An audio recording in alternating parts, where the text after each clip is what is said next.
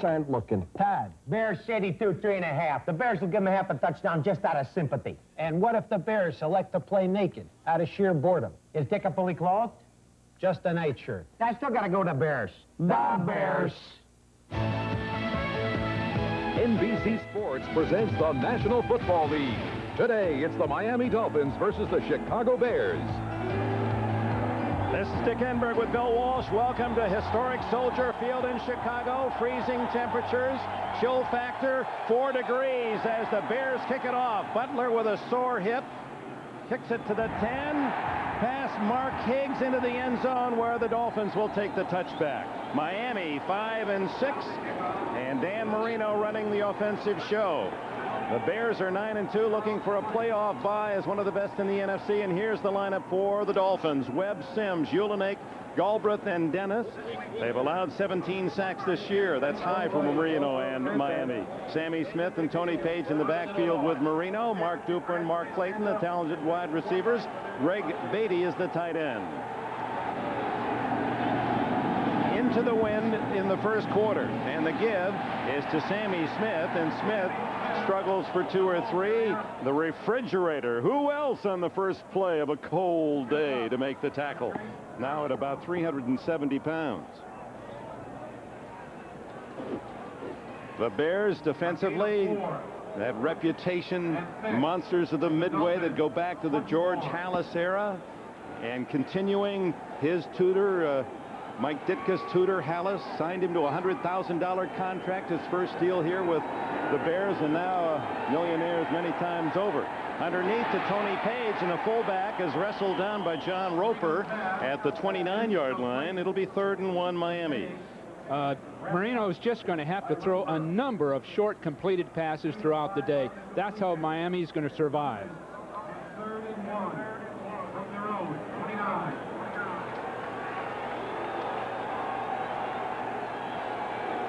We welcome those of you who have been watching the Green Bay-Indianapolis game. Here we're just underway in Chicago. Marino and Miami taking the opening kickoff. Don Shula's team 3rd and 1 at their 29.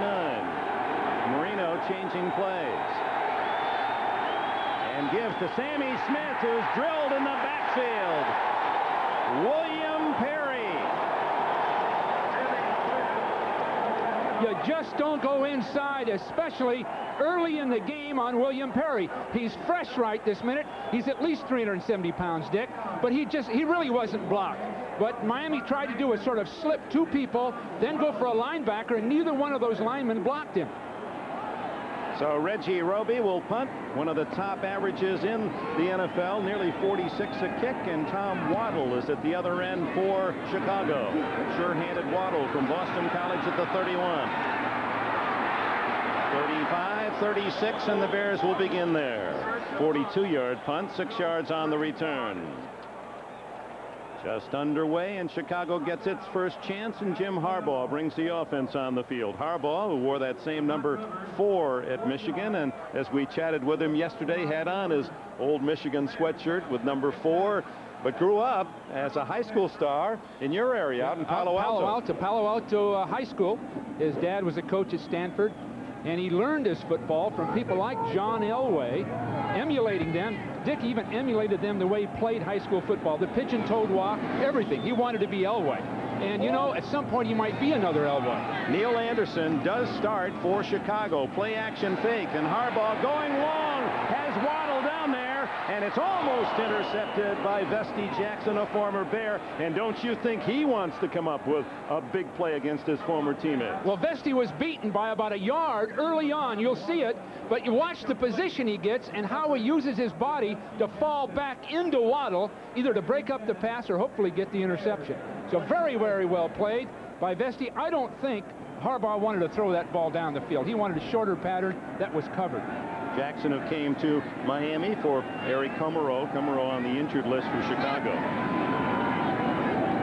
Harbaugh has really developed as a quarterback. Tight end Thornton in motion. Anderson's first carry, fumbles the ball, and then sits on it at the 31, a loss of 5. Anderson, bothered by a hamstring pull, did not play last week. And he doesn't practice that often either, Dick. He might have got 1 out of 5 snaps in practice, and he just took his eye off the ball. He wanted to see his blockers and catch the ball, and he just took his eye off it. Now it's going to take these kinds of things for Miami to stay in the game. 3rd and 15 as Anderson comes out. They go to the extra wide receiver, Dennis Gentry, always a tough man for Chicago, a contributor on 3rd down. There he is from Baylor. He's been nicked most of the year, but they feel he's healthier now than most any time this season. They send him in motion, 3rd and 15 with Harbaugh in the shotgun.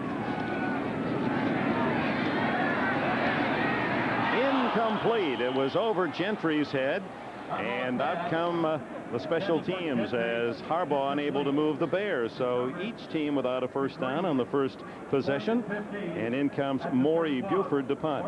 Good strategy by Miami that time. They played very tight, man underneath coverage with 2 deep safeties, and Chris Green just locked on his receiver.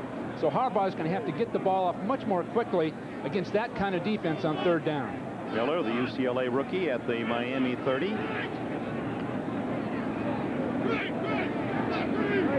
10 men on the line of scrimmage for the Dolphins.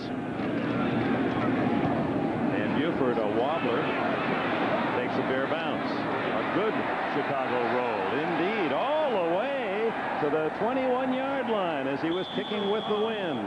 48 yards for Buford. So Miami back on field with their offense, so we'll check the Bears defense. Trace Armstrong, Steve McMichael, the veteran at 34, having a big season for Chicago. The refrigerator already has made his presence felt, and Richard Dent again leading the Bears in sacks with 7.5. John Roper, they feel he's a budding star with the veteran Singletary and Morrissey at backers. Wolford and Stinson at the corners, and Gale and Carrier the safety men. Marino's first throw gets away from Richard Dent, and now throws long for Clayton. Oh my, very nearly a touchdown. Wolford got a piece of it, and Clayton couldn't hang on. Well, Dent had the sack, and he came in too high on Marino. He comes underneath. Webb does a beautiful job on a stunt, but he comes in too high on Marino, and Dan Marino was strong up above. His shoulders just held off the sack. Now he's got a chance down the field, but on the other hand, Marino was moving to the extent that he couldn't throw the ball just where he wanted it. Ditka right in front of him, this play occurring. First he thought, I could taste that sack, and wow, I'm glad I didn't have to swallow a big bomb. That would have been a 79-yard play had Clayton been able to maintain control. This is Tony Page, a rare carry for the fullback. He has had only 4 rushes all season. Mike Singletary was ready. And Singletary scraped right into the hole out of the 4-3 defense and really was there before Tony Page even had the ball. There was nowhere to go on that play. Boy, what a combination. Ditka and Singletary. Mike and Mike, they've been together throughout Ditka's tenure here in Chicago. Mike spent his starting middle backer almost every game of the 10 seasons. Well, Mike, people are saying his skills are eroding. He's eroding as an athlete in a sense because of age, but this year he's played very, very well. He's still got a lot of good mileage on him. On 3rd down, over the middle, incomplete to Jim Jensen, broken up by Mark Carrier. Carrier, who led the NFL with 10 interceptions last year, looking for his first this year. Well, Jensen, a 3rd down receiver, 2nd down receiver, anytime it's a passing situation, and early in his career, Dick, Jensen was really a factor. In fact, the first 10 years he played, 208 catches, 120 of them were first downs off 3rd down. So at this point, though, his skills are eroding. Roby kicking again to Tom Waddle. Waddle at the 36. And hit at the 41-yard line, and they say the ball was down, no fumble. 39-yard punt, 4 on the return. Don Shula with 304 career wins, trailing only the immortal George Halas, the all-time winningest NFL coach, with 325. We welcome those of you who have seen one of what apparently is going to be an upset 13th week of the NFL season. The Patriots knock off Buffalo. Remember, they played the Bills real tough in the first game. No first downs in this first quarter. 2 possessions Miami. This starts the second Chicago ownership, and it's Neil Anderson feeling his way out to about the 45-yard line. 10:31 remaining in this opening quarter. At this point, Miami's responding well to the ball. They really attacked that play. And Harden just attacked from the outside as a strong safety when the flanker came in motion and just shut the play down. And so at this point, the strategy for Miami is very good, and I'm a little surprised, Dick, that Miami's holding up as well. I know it's very early, but they're holding up very well. Bobby Harden, number 45, replacing Jarvis Williams. Williams, the starting safety all year long, a sole shoulder separation. He's out for the year. On second down, it's Brad Muster, the fullback, drawing a crowd. And he plows close to midfield. Finally bumped out of bounds by Mike Reichenbach and Louis Oliver. It'll be third down and about 1.5 yards. We welcome those of you who have seen the Cleveland Browns upset Kansas City. The Browns at home 20-15 over the Chiefs. So Buffalo upset by New England. That's a mild surprise. Kansas City going down to Cleveland. Dallas was leading the Washington Redskins 21-14. Last we heard late in the fourth. Here no score. Mike Ditka going against rival Don Shula. The Bears and the Dolphins. No score. 9:26 left in the first quarter, and this is a 3rd and 2 for Chicago. Harbaugh over the middle, and a second effort by Muster may have given the Bears a first down. They had him stopped at the 49, but Muster, the fullback, at 230 pounds, carried David Griggs ahead for a yard as Alfred Oglesby is the injured Miami Dolphin. And there's attending him back at the 36. He's the man that flushed Harbaugh out of the cup. So while they attend to the wounded Miami player, we'll take a break. 9:11 left in the first. Check this out. Ouch! I'm sick of dating. You gotta fake it. So much madness, you just can't take it. Hey, don't go through this. I know what feels good. While the best thing's always so misunderstood. Just give me what the doctor ordered. Just what the doctor ordered. Hey, give me a Dr. Pepper, we want it. Whoa, just what the doctor ordered. The taste is made to order. We love it. Dr. Pepper now.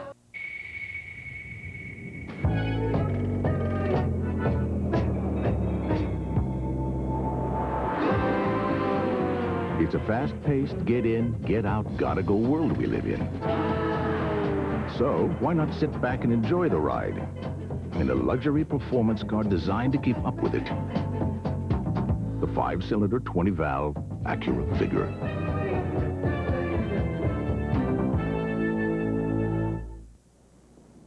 The medical facts are clear. Tylenol is so gentle on your stomach, doctors even recommend it to their ulcer patients for everyday aches and pains. They know Tylenol can't aggravate an ulcer the same way aspirin can. That's important for all of us to know. And so is this. Hospitals use Tylenol 23 times more than all aspirin brands combined. Tylenol, the pain reliever hospitals use most. Attenzione, cos'è questa cosa qua? It's the Canon Photura. Sembra sospetto. Guarda ragazzi. With futuristic flash and long-range power zoom lens. The Photura from Canon. So advanced, it's simple. Dr. Pepper and your local Dr. Pepper bottler bring you this NFL Game of the Month. Dr. Pepper is just what the doctor ordered. Back in Chicago, no score. 9:10 left in this opening quarter. First down picked up by Brad Muster on second effort. At the Miami 47, Alfred Oglesby helped off the field. It appeared to be a knee injury. He was hit by his own man. That's Wendell Davis in motion. And Harbaugh to throw on first down. Waddle at the Miami 39-yard line. Waddle, certainly one of those overachievers. Free agent, he's been way 4 times. What a year he's having. The Raiders win big. Cleveland over Kansas City, and Dallas, the story of the day. Washington's unbeaten season ends. New England win over Buffalo and upset. Pittsburgh apparently is going to upset Houston. And the Giants just did break a 14-all tie to defeat Tampa Bay, but lost their starting quarterback Hostetler with a back injury. Detroit, an easy winner against Minnesota, and they play Chicago on Thanksgiving Day. It's Muster on 2nd and 1. First down and more.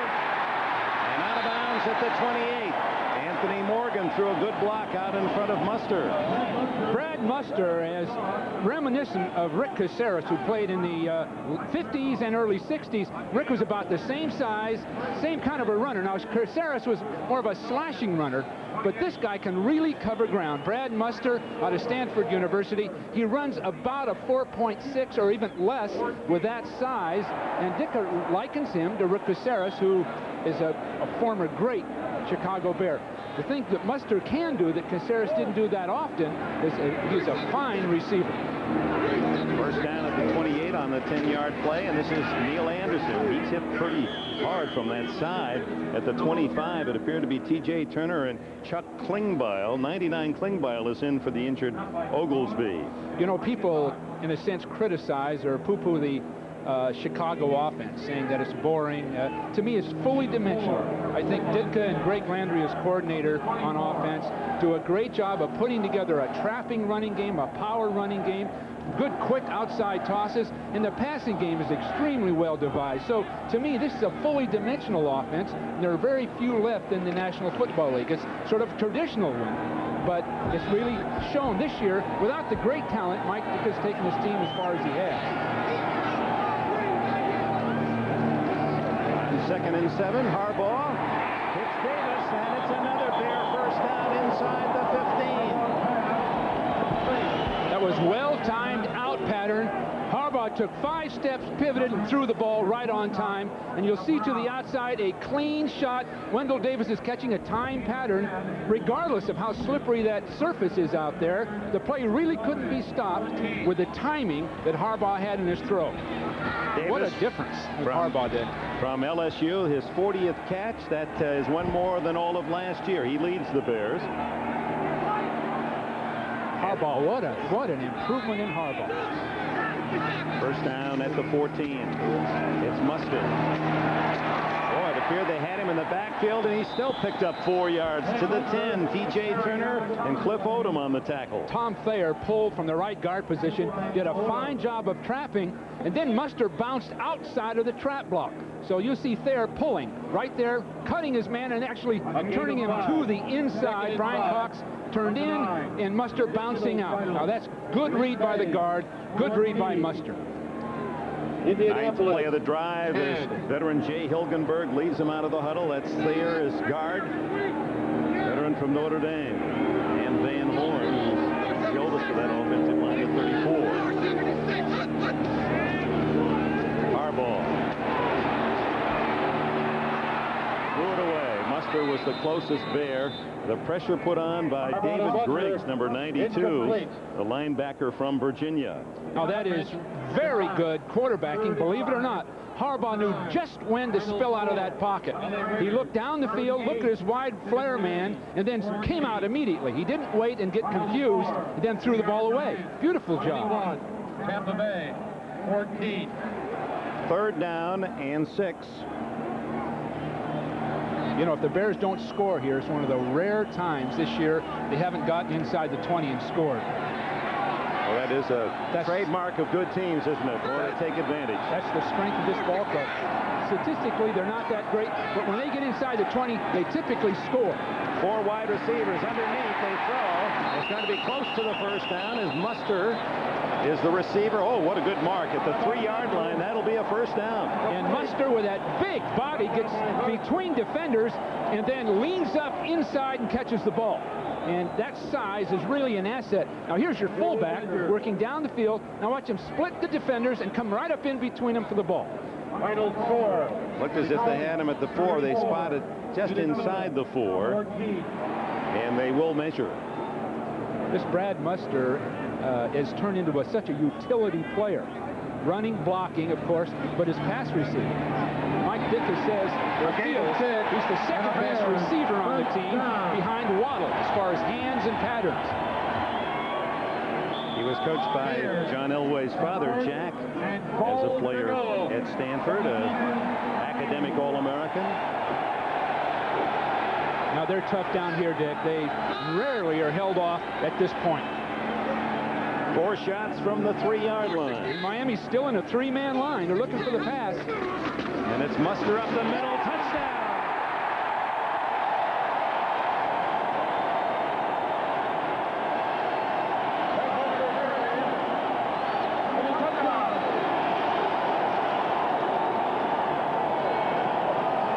Was a curious defensive call. Miami stayed in a 3-man line and gave that middle, that inside area between the guards, all the room that Muster needed to get a running start into the hole. And the Miami linebackers just simply did not fill the hole. A tough defense to play on your own 3-yard line. Try for point by Butler, and Kevin Butler knocks it home out of the hole to Mike Harbaugh. 3-yard touchdown run by Brad Muster. So the linebacker sitting back. Look at all the room Muster has, and he just splits the linebackers, and with that power leans right in. Touchdown. Each year, corporate America spends over $10 billion on overnight shipping. Yet according to a report in the Wall Street Journal, $3 billion of that is wasted. If you find that kind of inefficiency alarming, call UPS. We can save you up to 40% on overnight deliveries and help prevent your profits from going up in smoke. UPS. We run the tightest ship in the shipping business.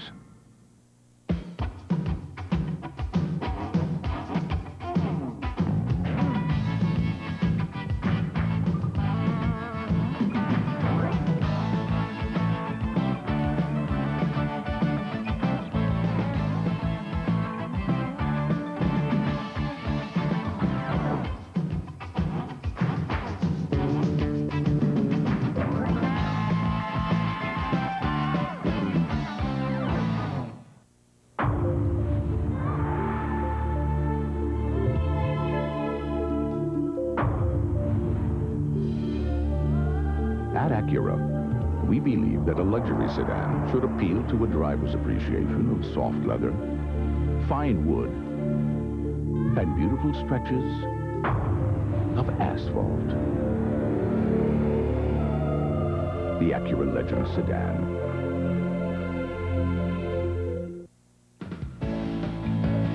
NBC Sports coverage of the National Football League is brought to you by Acura Automobiles. Experience precision-crafted performance. By Coors Light, the Silver Bullet is the right beer now. By Starter, look for the stars and you'll find Starter. And by Tylenol, the pain reliever hospitals use most. The Bears leading 7-0. Butler's kick is short. It comes down to Mark Higgs. That Logan, Mark Logan from Kentucky, is Higgs and Logan, the Kentucky pair, out to the 30-yard line. From the 15-yard line. Timeout for 45 remaining in the opening period. Wouldn't it be great if you invented magic recliners that took you anywhere? So you guys took a trip to the Keys for some boating, volleyball, and a little snorkeling. And wouldn't it be great if just by pushing a button you got beer? Really great premium beer like Keystone. What's this button do? No. Cold filtered Keystone and Keystone Light. Bottle beer tastes in a can. Wouldn't that be great? Oops. The world of Makita design. Innovating. Always a leader. So how do you make the best even better? Throw away the key.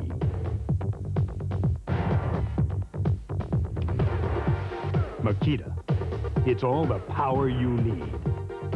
For a limited time, receive a free extra battery with your Makita purchase.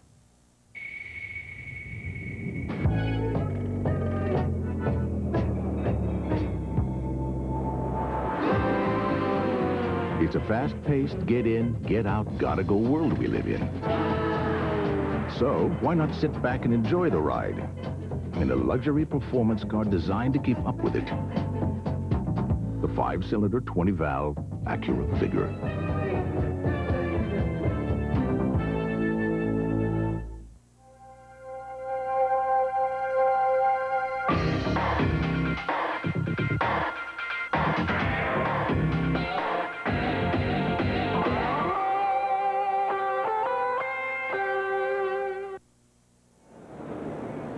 city with broad shoulders, Chicago, wearing snowy epaulets today. 7-0 is the score as Chicago goes for its 10th win of the year. And for those of you who have been watching Pittsburgh upsetting Houston 26-14, we welcome you aboard. Dick Enberg with Bill Walsh.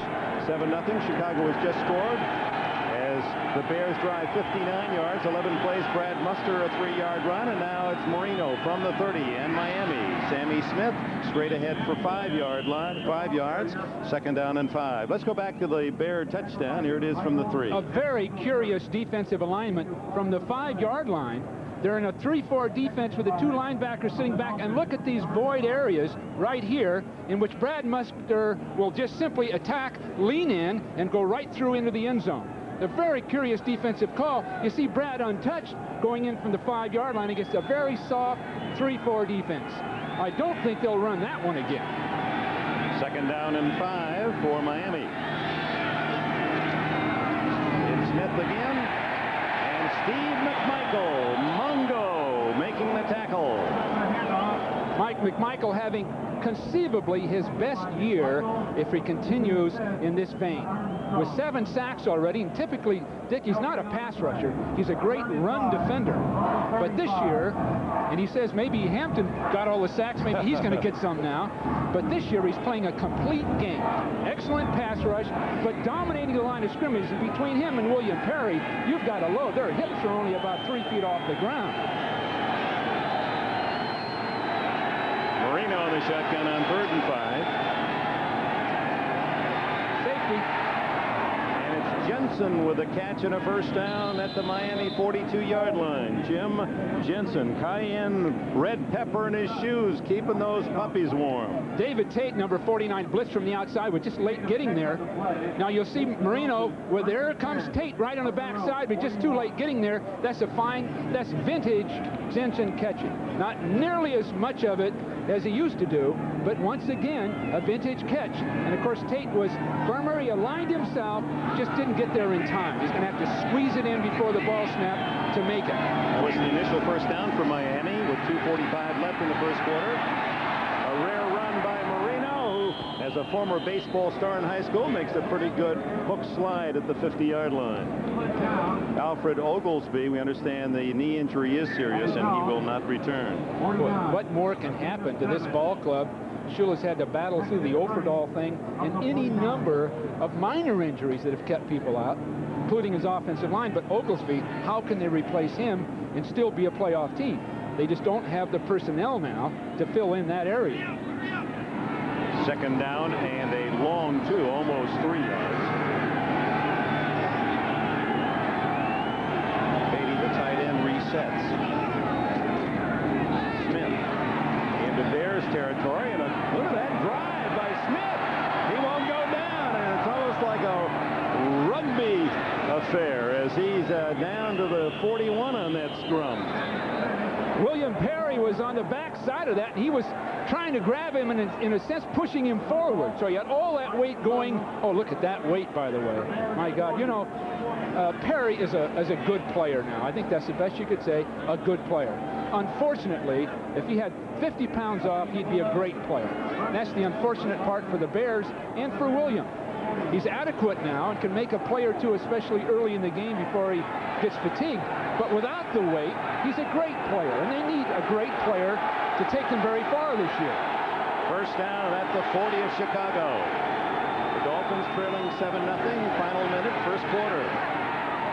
Out of the backfield to Smith, and Jim Morrissey makes the tackle after a 5-yard gain. Let's check the other scores. The winners today, and what a day. It's incredible that it should come on the 13th week of the NFL season.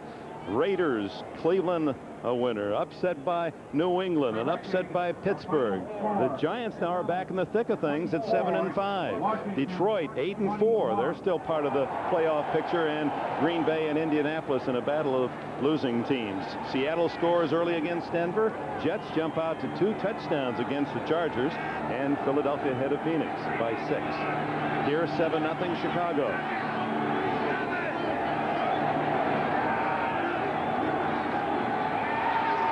Marino intercepted by Lemuel Stinson. Stinson Tackled at the 33 by Tony Page. What was Mark Clayton thinking? He went down the field and never looked at Marino. It was their favorite pattern between the two of these guys was the slant pass. Now watch Clayton. Look, he's blocking. He didn't have the right assignment. Everybody but Clayton knew where to go. I can't believe it. He's blocking and Marino's throwing. Stinson's third theft of the year.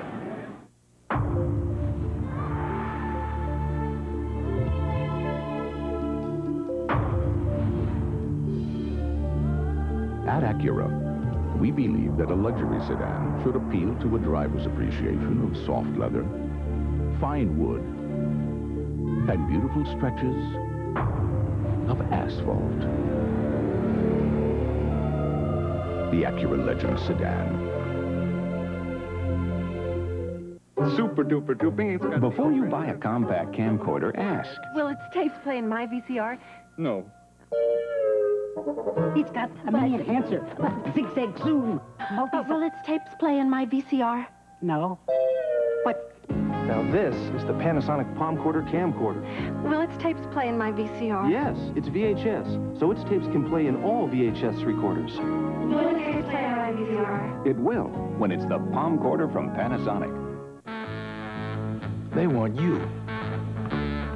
You at the meeting. You at the client desk. You in two places at once.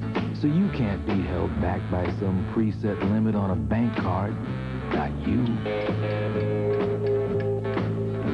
What you need is something that's behind you. All the way. The card, the American Express card. Don't leave home without it. Since we became employee-owned, I think there's a far greater commitment to providing good quality service. Roving Rapid Return is really fast. I meet you at your car, push a couple of buttons, hand you a receipt, and you're out of there. So why rent from anyone but an owner? Stinson's interception, his third, the 11th by the Bears defense this year. That's down considerably from last year's NFL high of 31. It gives Chicago the ball at their 33, leading 7-0, final seconds of the opening quarter. Neil Anderson to the 35-yard line on undoubtedly the last play of this first quarter. It's Bears weather, and Ditka builds his team for the winter. They like to run it, and they play a stifling defense. This Heisman Trophy moment is brought to you by AT&T, the right choice. At Texas, Earl Campbell ran over opponents, and as a senior, he ran away with a Heisman Trophy. Presented for the first time on national television. I really just can't say thanks to just one person because there's so many people included in it. But I will represent what a Heisman Trophy winner should be. Thank you very much. So this thing comes in the mail. It's a big plan. It's going to save me all this money over AT&T if I just do this, try this, and spend that. Well, as you know, I've been meaning to get rid of everything in my life that's easy, like running water, right? Why not just carry pails down to the stream? And electricity, it's so predictable. And yeah, let's definitely replace the long-distance service you never even have to think about. I like easy. AT&T is easy. Give me a break. They're just not AT&T. If your face were square, shaving would be simple, but your face has curves. You need the Schick Tracer with a blade that flexes to put more of the blade edge against your skin. Tracer from Schick traces every curve on your face. The temperature never drops below Xerex. That's very important to remember, especially at a time like this, when it's very deserted and very cold. Ah, you did remember Xerex Antifreeze. The temperature never drops below Xerex. The Steelers. The Cowboys. A football feast, Texas style, Thursday. Welcome back to Chicago. Bears 7-0. These hardy fans, the biggest cheer thus far was just before game time when the public address announcer said the wind chill factor is 4 degrees. And boy, they love the fact that they're out here celebrating. What did you do as a coach from California to fight the wintry climes? Well, I think, Dick, the key is if the team's well-knit, well put together, and plays with confidence, they'll be fine. We blew the Bears out in '88 in weather much worse than this. But Miami doesn't have that kind of team this year, so the weather can affect them. They're not a complete team. They don't have the balance they typically have, so they're at the mercy, in a sense, of the weather. Muster out of the backfield, and he's dragged out of bounds at about the 43-yard line. That'll be very close to a first down. Well, Muster's healthy now, off a hamstring pull. It occurred in the Raider game in preseason, and it's been a problem until about the last 3 or 4 weeks, and now he's a major factor just when they need him. With Neil Anderson having his problems physically, Muster's picked up that slack. Not quite close enough for the first down, although I believe they will measure. Perhaps the yardsticks across the way, just the marker, not a true point. Yes, and now indeed they move it back to the 33.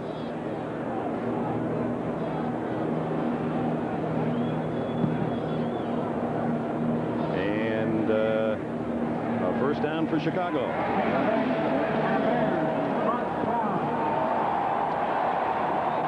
Mike Ditka.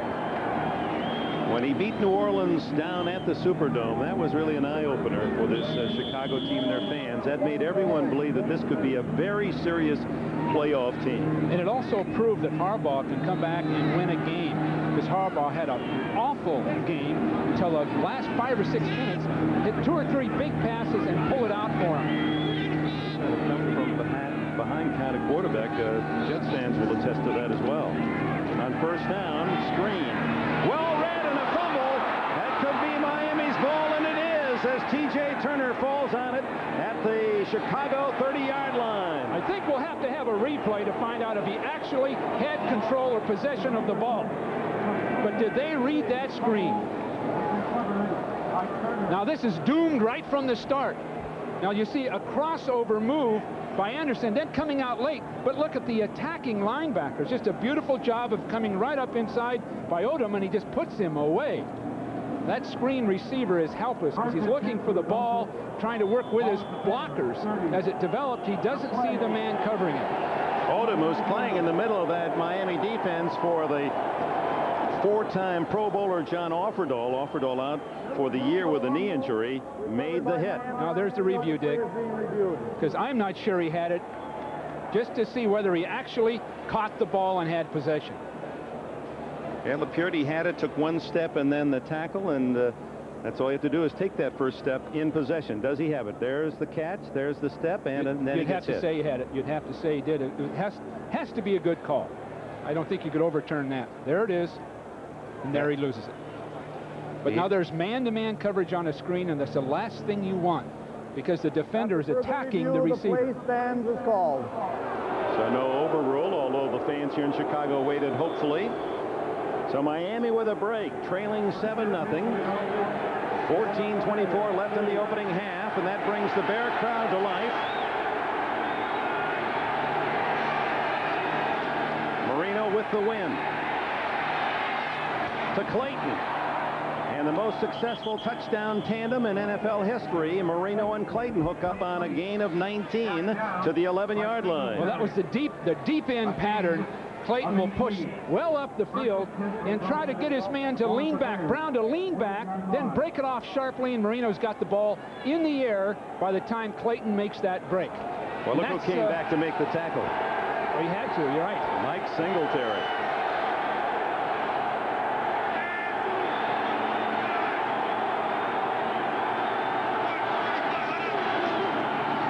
Sammy Smith. He's toppled, and he may have fumbled.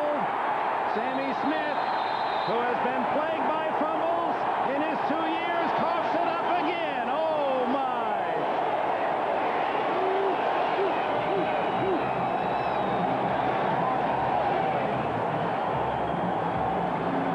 I'm sure Smith's been asked to control the ball, and the ball is popped out. He just doesn't protect it.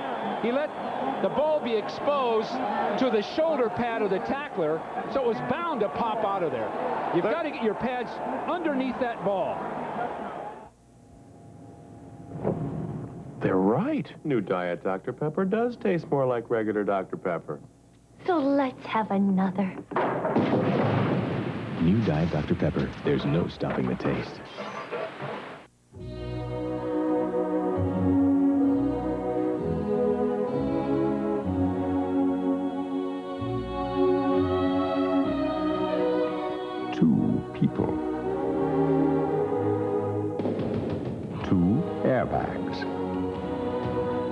The new Pontiac SSEI. A higher level of luxury and confidence.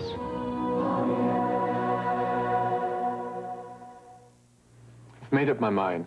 I'm going to do it. Why shouldn't I? I'm the one who has to look at myself in the mirror every morning. So before I lose another hair, I'm going to the doctor. I know doctors have treatment programs that are proven to work. More guys are trying them every day. I'm not bad now, but I wouldn't mind looking better. Your doctor can really do something about hair loss. So see your doctor, or call this toll-free number. It took all day, but they finally came up with one very big idea. What do you bet they printed on a laser jet from Hewlett-Packard? Citizen, citizen, citizen, citizen, elegant citizen, citizen, elegance. Oh, his citizen, one citizen, with lots of citizens, elegant, elegant, average, elegant citizen, we've got elegance. Sammy Smith on the right. His fumbles gaining notoriety in South Florida. 2 times down on the goal line that cost them a game against Houston and set up a big Kansas City rout. He loses it at the 4 of Chicago today. Anderson breaking tackles and out across the 10. Actually knee down at the 10-yard line is the call. A gain of 6. Let's go back to the fumble. And what do you mean the shoulder pads have to be under the ball? Well, Sammy has an inherent problem in the way he handles the ball, Dick. He does not protect it. You'll notice right here, the ball is between him and the tackler. The ball is not protected. Now, if Neil Anderson were doing that, Gale would take a shoulder first, then the ball. But in the case of Sammy Smith, that ball in his left hand, he's left-handed apparently, is exposed all the way through, and we spotted that in that Houston game. The same problem. If he doesn't correct it, he'll always be a fumbler, and it'll show up much more on the goal line because the contact's more intense down there. Give us to Muster, and he's close to a first down as we check the Dr. Pepper 10-minute ticker. Raiders big. Cleveland, a nice surprise for the Browns fans. And the big story today is the upset of Washington, their first loss of the year by the Cowboys. We'll see Dallas on Thanksgiving Day against Pittsburgh. Is Pittsburgh an upset of their own, knocking off Houston at home? You know, Dick, each year there is a point in the season, typically about the 12th, 13th week, where some teams are sort of given up for dead. You assume you're going to beat them. They still have some life left in them, and you lose your concentration. It happened to the 49ers. It happened to virtually everybody, and it happened to a number of teams today. Third down, it's a long one. Whoa, good defense as Mike Reichenbach, submarine number 52, to make the stop. Former Eagle, and it appears that he was able to topple Muster shy of the first down.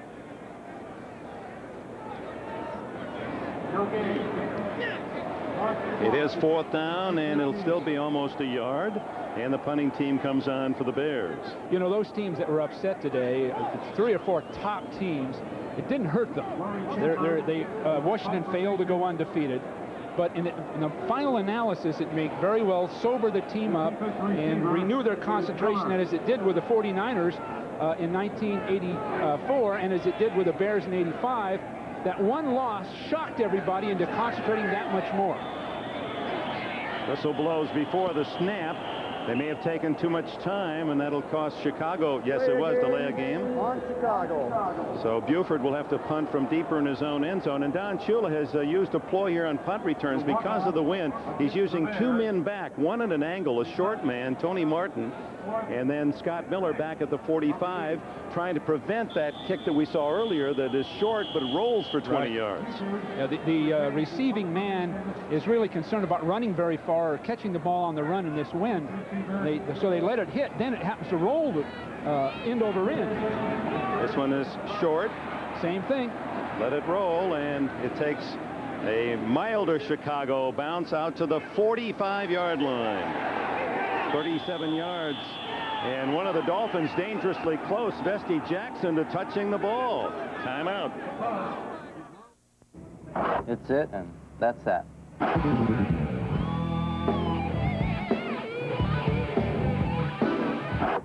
It's it, and that's that. It's it, that's that. Nothing beats a... You want the bar across the street. Like it in beer today. The great Pilsner taste keeps you ahead of it all.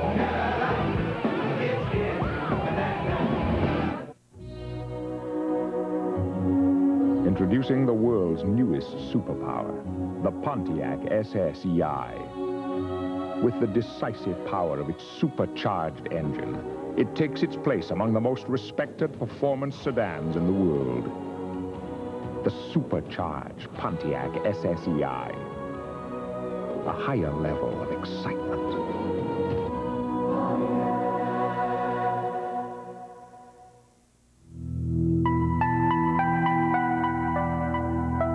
The network. It's the most powerful tool in business today. At GTE, we can put that power in your hands. The power of a personalized communications network designed for the success of your business alone. The growth of your business, the prosperity of your business. We've done it for others. We'll do it for you. Because at GTE, the power is on. NBC Sports coverage of the National Football League is brought to you by Pontiac and your local Pontiac dealer. We build excitement. By John Nuveen and Company. Quality tax-free investment since 1898. By Miller Lite. It's it, and that's that. And by Hewlett-Packard. Keep those ideas coming, and we'll keep making them look their best. Soldier Field, Chicago, nearly 67,000, their usual sellout here along the banks of Lake Michigan. Temperature falling as we're near sunset. And they say tonight's low will be around 15 degrees, and the chill factor will be 4 or 5 below zero. Dan Marino, good field position at 44 Chicago, trailing 7-0. And a change at running back. Mark Higgs, who leads the Dolphins in rushing with 534 yards and was their running star early in the year before Sammy Smith was able to play. And with that fumble by Smith, perhaps Shula's patience has run short, and Higgs will get his chance now.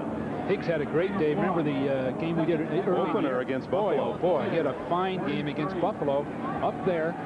So this guy, 5'7", but quick, strong, gets underneath the tacklers.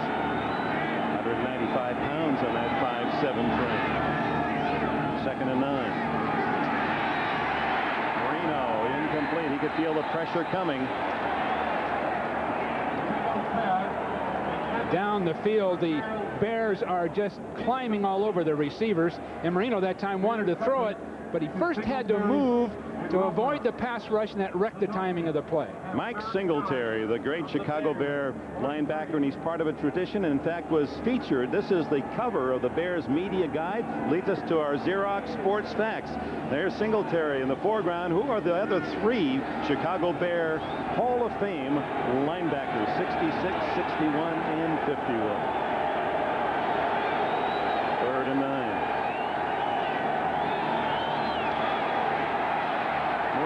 Going deep and broken up by Mark Carrier. Number 20, the second-year man from Southern California. Carrier from a safety position made a fine break, the free safety position on the ball. This is good free safety play. He's playing through the receiver for the ball. He's not trying to avoid the receiver. He goes right to that ball physically through the receiver. So when we talk about free safeties covering the field, Mark Carrier did a perfect job of taking just the right angle on the throw. Roby's punt. Waddle at the 10-yard line. Calls for the fair catch, and Chicago will have it at the 10-yard line. And we'll be back with our Xerox Sports Facts answer, but first, this commercial break.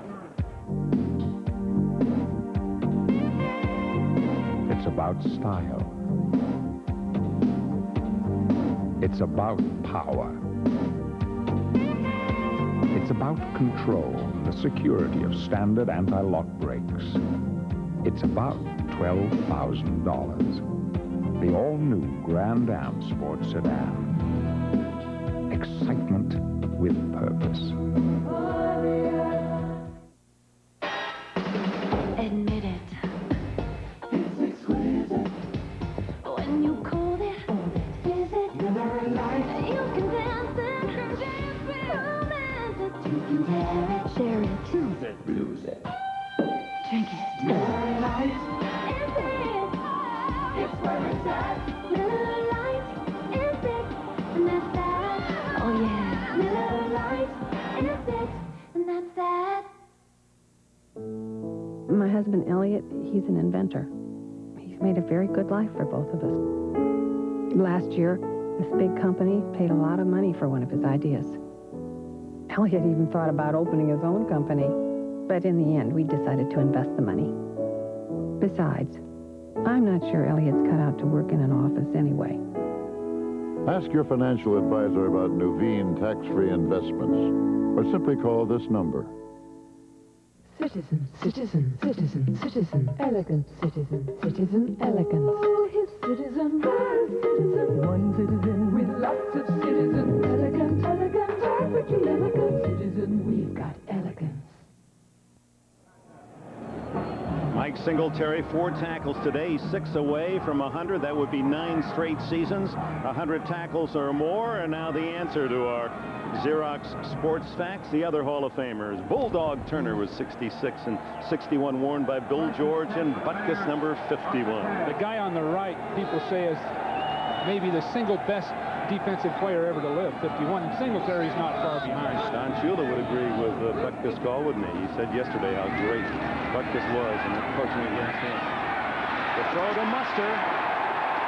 Tough to bring the big fullback down. Finally, Brian Cox gets him at the 22-yard line. Muster plays with so much more conviction now than he did earlier in his career. He's just that much more self-assured as he carries the ball. Now he sees tacklers one at a time. He'll step over them. He'll lower his pads into them. He's becoming a complete running back. But to compare him to Rick Caceres, as big a compliment as Mike Ditka can make, because Caceres was one of the great running backs of our time, and a slashing, physical runner. But he had more stamina at this point than Muster can give Ditka today. 11 yards on that first down pass play, and it's Neil Anderson hit in the backfield by Cox and then brought down at the 22-yard line. Neil Anderson, despite that hamstring injury, playing today, and many thought, including us, Bill, that he wouldn't see action today. They'd wait till it was warm, the indoor game on Thanksgiving Day against the Lions. Well, he just demanded to play, and Ditka respects that. And he demonstrated in practice that he could do these things. But I'm sure he won't play the entire game. In fact, he's coming out right now. They're just going to spot him in and out. They don't want to fatigue that hamstring muscle, or it'll pull again. And of course, the Bears are well aware of that. So that 3.8 average this year, that's way below his career average. He's always been 4.1 or much higher. Harbaugh has to unload, and that should be a penalty. No, they're not going to call it on Griggs. He was all over Wendell Davis. And he's saying that was Davis pushing him. He thinks Davis shoved him at the last minute. And there was some exchange there right in the middle of the picture. You see the shove?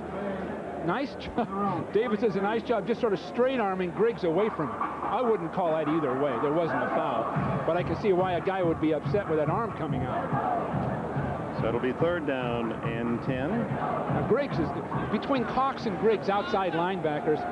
Don Shula thinks he's got the size and the strength you need to play in the National Football League, and his team typically hasn't had that girth defensively. Give to Muster. Brought down at the 27-yard line, and a flag is down. And it was thrown right near John Wojciechowski in the backfield of the Bears. Down by Oliver. There is a flag on the play. Personal foul clipping. Boy. And playing into the wind, I would think that Don Shula will take this penalty. Wojciechowski apparently was the guy was part of that foul. Now here's an interesting. He played on the strike team for Chicago back during the 87 season. You see he's number 73 clipping from behind, right? He's out of the so-called tackle blocks, and in that area you just can't clip, and that's a dangerous block for the guy being blocked, obviously. Ball clipping, number 73, penalty declined. Wow, they decline it even though Buford is kicking into the wind. Don Shula not wanting to take any chances on a 4th or a 3rd and long, wants the ball. That was Dick Stanfield talking to Wojciechowski.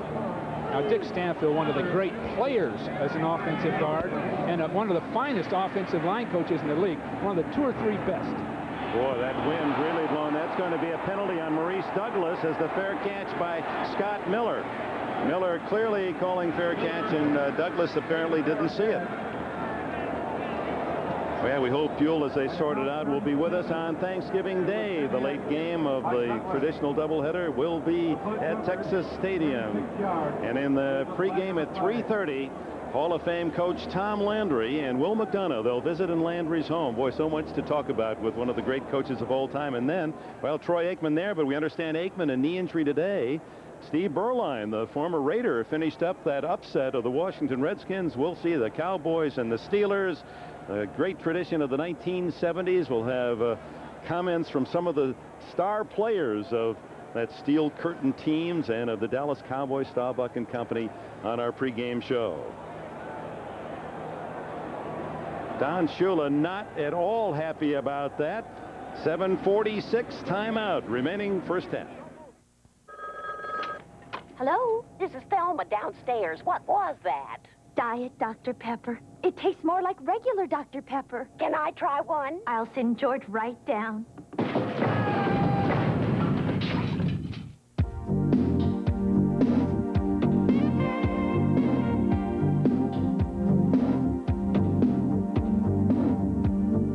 It has a breathtaking shape.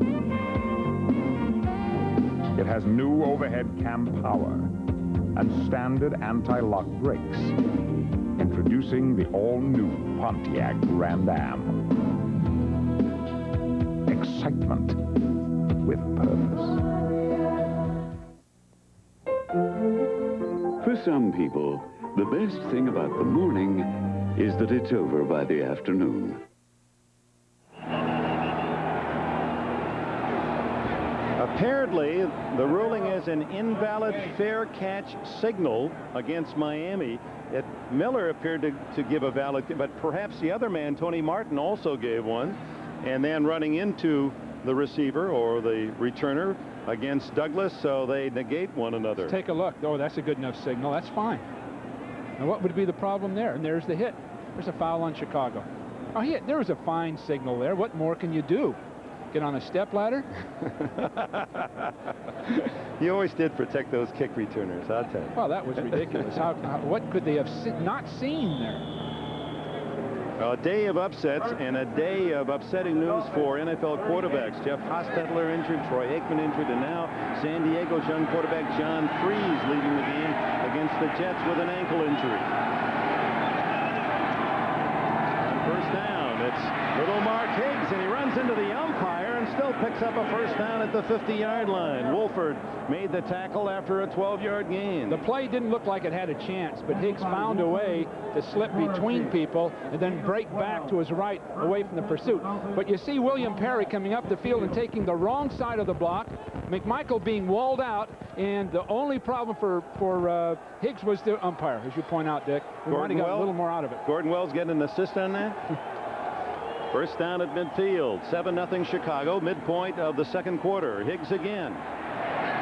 Nothing at all on the right side. Sean Roper, 55. Sean Gale, 23, coming up to support, along with Trace Armstrong, 93. Armstrong, 93, in the questionnaire asked by the Bears PR people, he was asked, what's the best feeling about being a Bear? He said, oh, that's easy. He said, you get to sleep all winter and fish with your hands. I'll tell you, he's a fine run defender. Here's another guy that's been out with a knee problem and is just coming back just the time they need it. Second and long for Marino. Underneath to Tony Page. He's to the 40. That'll be very close to a first down as we check the Dr. Pepper 10-minute ticker. This is verification.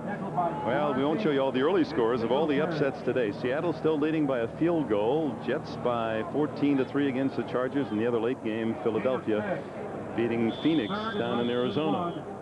The Jets are still going to make it. I'll tell you. I think I agree with O.J. Rarely do I agree with O.J. But in this case, I do. I think they're going to make the playoffs, and Kozlik's done an excellent job, and Steinberg, both the general manager, and bringing that club back, making them competitive. I guess Bill Parcells doesn't actually believe O.J. and the Jets, and I understand O.J. is going to drag him right by the hand and take him right out to the Jets practice field. And then next Sunday, we'll see the results of that as he tries to offer immediate evidence of the Jets' abilities. Well, it's a very dramatic meeting they'll have. It's third down. I wonder if they do that by the episode, you know. Well, you never know. First, you know, from week to week, another chapter. So on 3rd and short, remember Marino trailing 7-0 has the wind at his back.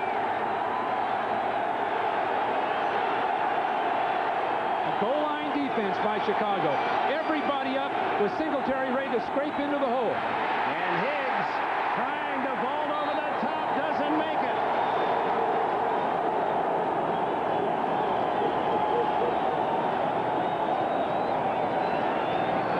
Just too much to ask that offensive line of the Dolphins to take on that group with Perry and McMichael inside and Singletary scraping into the hole. It didn't even get started. Trace Armstrong did a fine job. No gain, so it's 4th and inches, and Don Shula says go for it. Look at Higgs just riding up on the wave of tacklers for Chicago. You got to think that Marino's going to hand the ball off to the outside and not go take that middle again. Sammy Smith in there, but they give it to Page, and Page, it'll depend on the market. It looks as if they're going to spot it inside the 40, and that would be a first down. The ball carrier. Well, they ran the right play. They didn't take on the 2 inside guys, but believe me, they barely made it. So Page, the veteran from Virginia Tech, who has already carried twice, and that's almost a half a season for him, a man who has rushed but 4 times prior to this game, being used as a blocker and as a receiver. He's really what an asset to this team. When Detroit gave him up, we call that, Dick, a couple of years ago, I couldn't believe it. Page is a fine blocker, but more than anything else, he's an excellent leader. Good, solid, sound football player. Trailing 7-0 with 4:17 left in the half. Marino, all kinds of room to run, and slides in at the 32-yard line, and a flag goes down. We might have had a hold on the outside. We might have had a hold on by Duper. Looked as though he tried to hook his man. Oh, boy, he did. That takes away an 8-yard scramble by Marino. Yards tough enough to buy when Marino's on the road. Well, Mark Duper was on the wrong side of the defender, and he still tried to get the block done. He wanted to do what he could for Marino. Number 85, 10-yard penalty from the spot. So from the spot of the foul. Now you see, Dick, Duper's on the wrong side of the block. Now he's going to have to try to get over and get in ahead, and he can't do anything but, oh, gee, I don't know how you can call that. There wasn't any contact. He didn't. Well, he had his hands on him briefly. Oh, his hands were across the back, but if you look around the field, you'll see that virtually every player is doing that every play. So on the penalty mark from the foul, it's 2nd and 12. 1st and 12. First down 12. Marino complete to Clayton, and Clayton has the first down at the Chicago 23-yard line. Well, that's vintage Marino. A beautiful shot down the field, well timed. The ball was in the air before the receiver had even planted his foot. And that's the timing that you're always looking for on those deep outs. Now look at this, ball's in the air, and it's partway there, and now the break is being made. A beautiful job, and of course these two guys, Clayton and Marino, are maybe the 2 best of all time, at least related to what they've accomplished. Right. Came in together as rookies in '83. Clayton, an 8th-round pick out of Louisville, and of course Marino, part of that great class of quarterbacks, 1st-round picks in '83. It's a blitz. Boy, just got the handoff off to Higgins. John Roper was tackling Marino as Marino handed off. Well, Roper timed his blitz. The ball was snapped, and he had a full head of steam up. So he split that gap between guard and center, and you'll see him come right through here and really untouched. He beat the blockers to the point of attack. And then McMichael was there to greet Higgs for a loss at the 26-yard line. What the heat is on Dan Marino, because with this injury-ridden offensive line, Dan's going to have to carry the team, and he doesn't get the protection he once did. So it's up to him to make the plays. Sammy Smith is in the game. Marino has to run, tell him to play. He just came in for Higgs.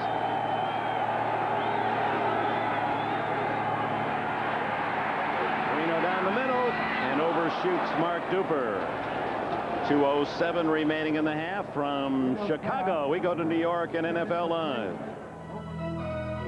All right, Dick, the 8-3 Broncos at Seattle. Seahawks 5-6. Dave Craig from the spread formation will find Jeff Chadwick after dallying around a little bit, trying to find the receiver. He does at the back of the end zone. 4-yard TD. Seattle jumps in front early in the second. 10-0. Back to Soldier Field. All right, Bob, and another potential upset in the making.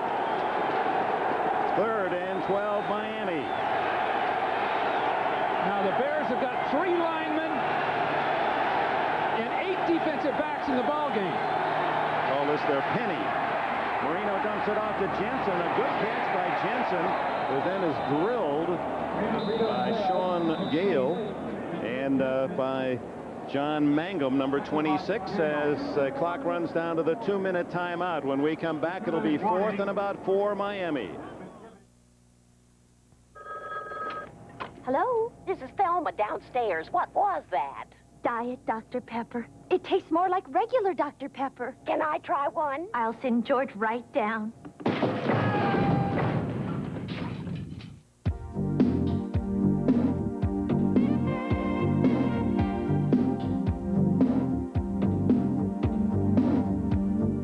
It has a breathtaking shape. It has new overhead cam power and standard anti-lock brakes. Introducing the all-new Pontiac Grand Am. Excitement with purpose. For some people, the best thing about the morning is that it's over by the afternoon.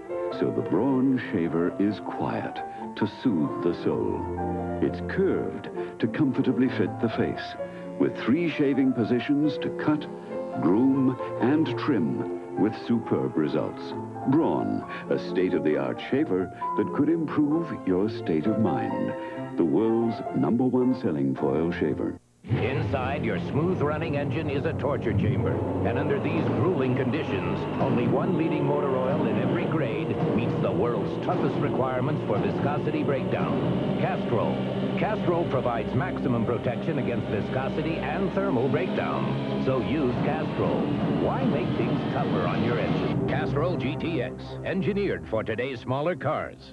Now, get a free officially licensed NFL team hat when you buy a case of Castrol GTX. 2 minutes to go in the half, and Miami setting up for a field goal. We remind you that at the conclusion of today's game, we'll be presenting the Avis We Try Harder Award, given to the game's most valuable player.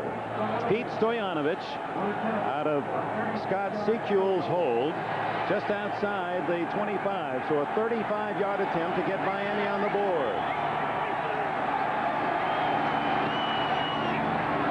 Hit solidly right down the center by one of the top placement kickers in the game, Stoyanovich. He's missed only 8 the last 2 years. 7-3 Chicago. Working to be the best they can be. Teammates, sponsored by the U.S. Army. Wide receivers Charlie Joyner and Wes Chandler, and tight end Kevin Winslow were the highest flyers in Air Coryell.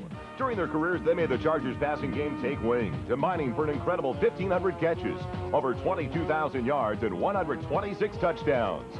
Individually, each could make the spectacular play. Together as teammates, they made the Chargers the best they can be.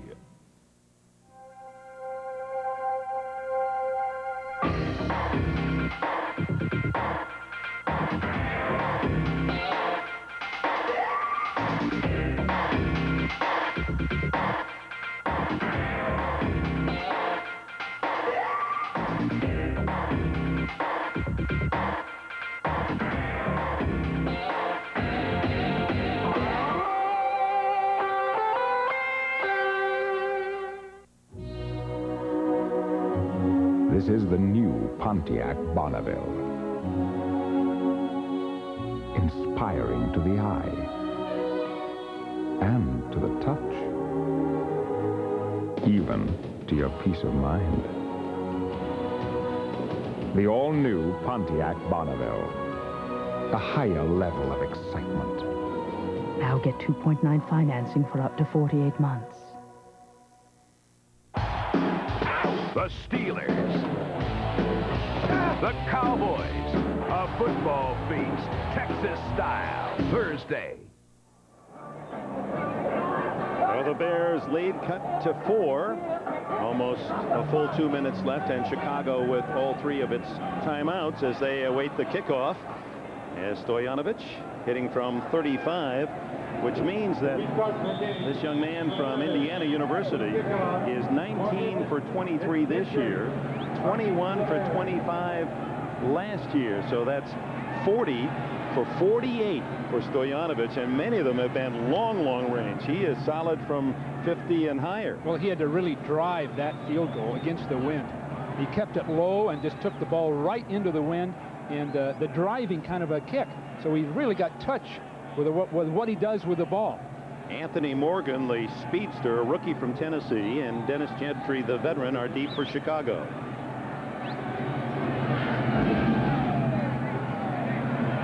It's to Gentry. To the 20, and Chris Green, who played at Illinois, a rookie, makes the tackle. Well, a whole new lineup on Sunday night. Why don't you sample it? I think you'll enjoy the Torkelsons. A full hour at 7 o'clock, 6 Central. Then the country is hotter than ever. Country superstars Clint Black, K.T. Oslin, Alabama, Kenny Rogers, Doug Stone host the premiere of NBC's Hot Country Nights. A 1 hour country music extravaganza, followed by a provocative NBC world premiere movie, Deception, a Mother's Secret. That's tonight on NBC. Bears start from the 22. Harbaugh, shotgun. Former Michigan All-America off to Muster, who is drilled. That's the second time that play has not worked. This time Mike Reichenbach smelled it and made a big hit. Well, Miami was in a 3-man line. It looked like a deep prevent zone, but they're playing man-to-man. Now watch Reichenbach. He's watching for that screen, and he attacks it.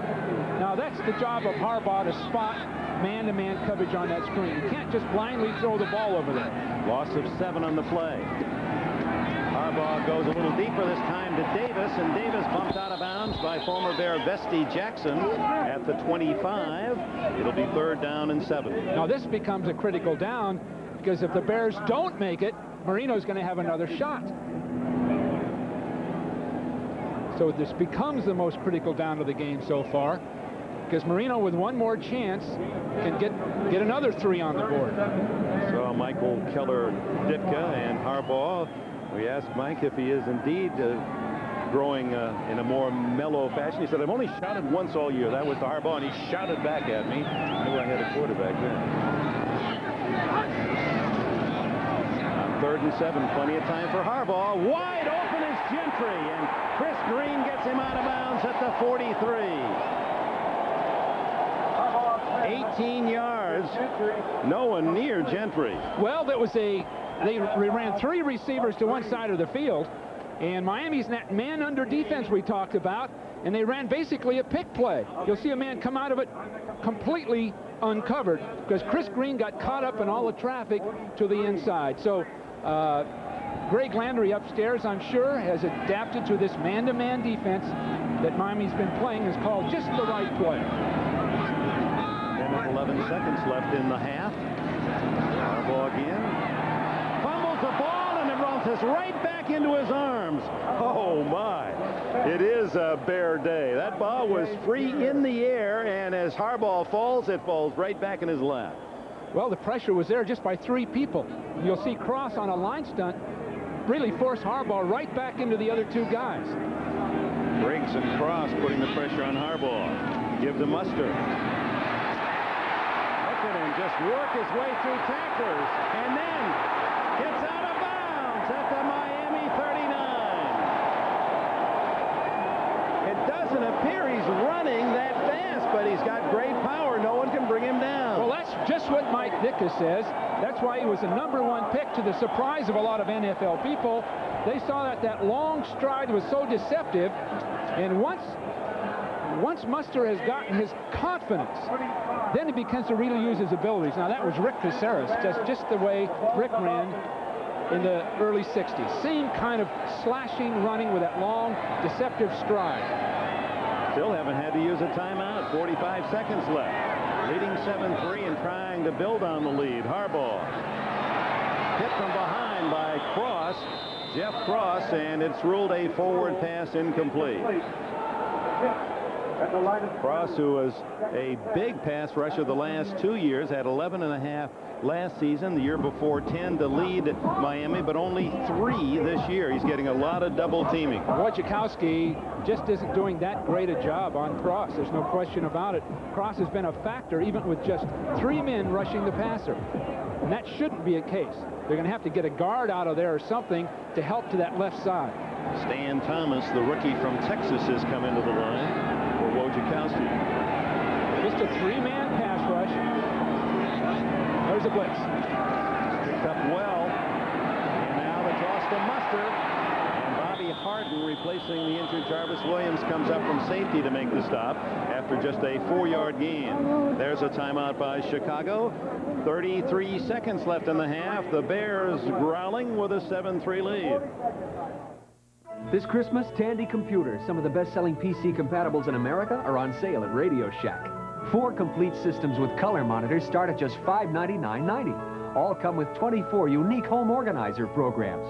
The more powerful RLX system is the perfect home office machine. And with hard drive, it's just $1199.95. The Tandy 1000 family of computers. So easy to use, we guarantee success. Radio Shack, America's technology store. Just a moment ago, the Dolphins running a man-to-man under defense, as they call it. The Bears put 3 receivers and watch the screen play with Gentry breaking to the outside and the Miami defenders getting caught up in traffic and getting there late. So it was well executed, basically the old-fashioned pick play. Now they call it a screen-type play against that particular defense. That was on 3rd and 7, kept this drive alive, and it's reached the Miami 35-yard line. 3rd down and 6. Oops. There's no play. Whistles blow before the snap as someone charged through. E.J. Jr., the veteran from Alabama. Number 54 and 51, Brian Cox. We have encroachment. Number 54 on the defense prior to the snap. 5-yard penalty. Well, every yard counts at this point on the field because a long field goal can be a factor. So you don't want to give those 5 yards up that easily. Especially to a kicker, Butler, who has a sore hip and is kicking into the wind. Right. They'd like to get the ball down at least to the 20. That would be a 37-yard field goal as Butler loosens up. Just can't get reckless at this point. It's a tight ball game.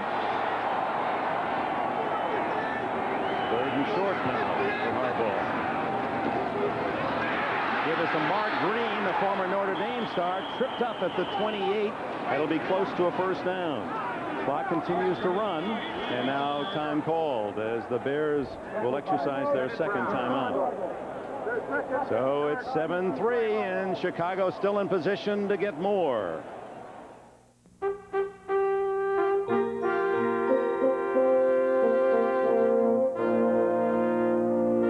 This season, give the Olympics triple cast of the 92 Summer Games. Call 1-800-OLYMPIC, order the gold package, and get a set of Olympic pins, a commemorative book, the 92 highlights tape, and 2 solid weeks of all the best events. Order now and get a free Olympic warm-up jacket. Give the Olympics triple cast. Catch the fire behind the flame. Welcome back, and if you've been away through this day, it has been a remarkable Sunday of upsets. Big teams falling, leaders in their divisions, and Bob Costas and company will give you all the details, scores, and highlights at halftime. Domino's Pizza will present all the scores. Too far for Butler to kick, apparently, so on 4th and 1 from the 29, the Bears go for it. And it's Anderson, 1st down. To stop the clock with 18 seconds left in the half. Great job by Anderson of just sprinting for the sideline once he broke that contain. And Brian Cox got his helmet inside and he cut himself off, Dick, and allowed Anderson to get outside and sprint to the sideline. All he had to do was come up the field and keep his helmet and his body to the outside and cut that play off, because you don't want him to stop the clock there. 18 seconds and 1 timeout left for Chicago. This would still be about a 42-yard field goal where they are currently placed. Harbaugh going for 6. To Waddle. Broken up brilliantly by Mike Magruder. Scooter Magruder, who played in the Canadian Football League. He's accustomed to those snow drifts in the end zone. Magruder played that beautifully. He's keeping outside in position. Now watch him just cut the play off right at the last instant, going through the receiver, but playing the ball. Now that's excellent pass defense. Mel Phillips of the Miami staff has done a great job with these defensive backs. Magruder had 18 interceptions with Saskatchewan. He's out of Kent State. 13 seconds left in the half on 2nd and 10. See, that out-of-bounds play hurt them because they'd have had to use their other timeout by now. Harbaugh deflected and not intercepted. It was almost there as J.B. Brown had the opportunity. Jackson had deflected, Vesty Jackson. And Harbaugh saying 1 more play. 8 seconds left. They had their chance, but there's a defender sitting outside to stop it. Oh, gee. That's how close the game can be. But that wind swirling like that, it's really hard to get a judge on a ball that's been batted. Doesn't appear to be that much wind from the upright. I think they're going to go for the end zone here, Dick, and hope they've got time left to try a field goal. Deep down the middle, complete at the 15-yard line. So that'll put Butler in position as Wendell Davis has the catch. Well, it goes all the way back to that short yardage situation. Miami let bounce to the sideline, and Anderson got out of bounds, because there wouldn't be a field goal right here if they'd just contained the play.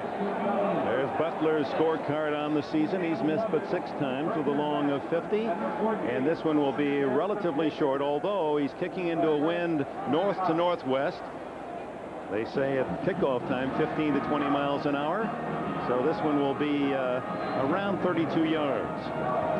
Well, it was critical on that last play that the receiver not run with the ball after the catch unless he could score, because they'd have used the whole clock up along the way. So the ball was caught and the tackle was made, and they got their timeout. Really a well-engineered drive by Ditka and Greg Landry as offensive coordinator, and executed by Harbaugh. Under 2 minutes to go, and they took over at the 22-yard line. They moved it down to a reasonable field goal attempt here of 32 yards. Harbaugh to hold for Butler.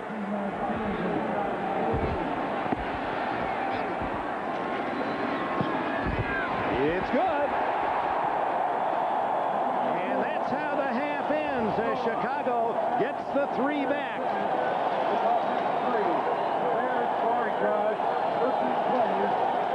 The favored Bears leading Miami 10-3, and we'll be back after a message from the National Football League and a word from your local station.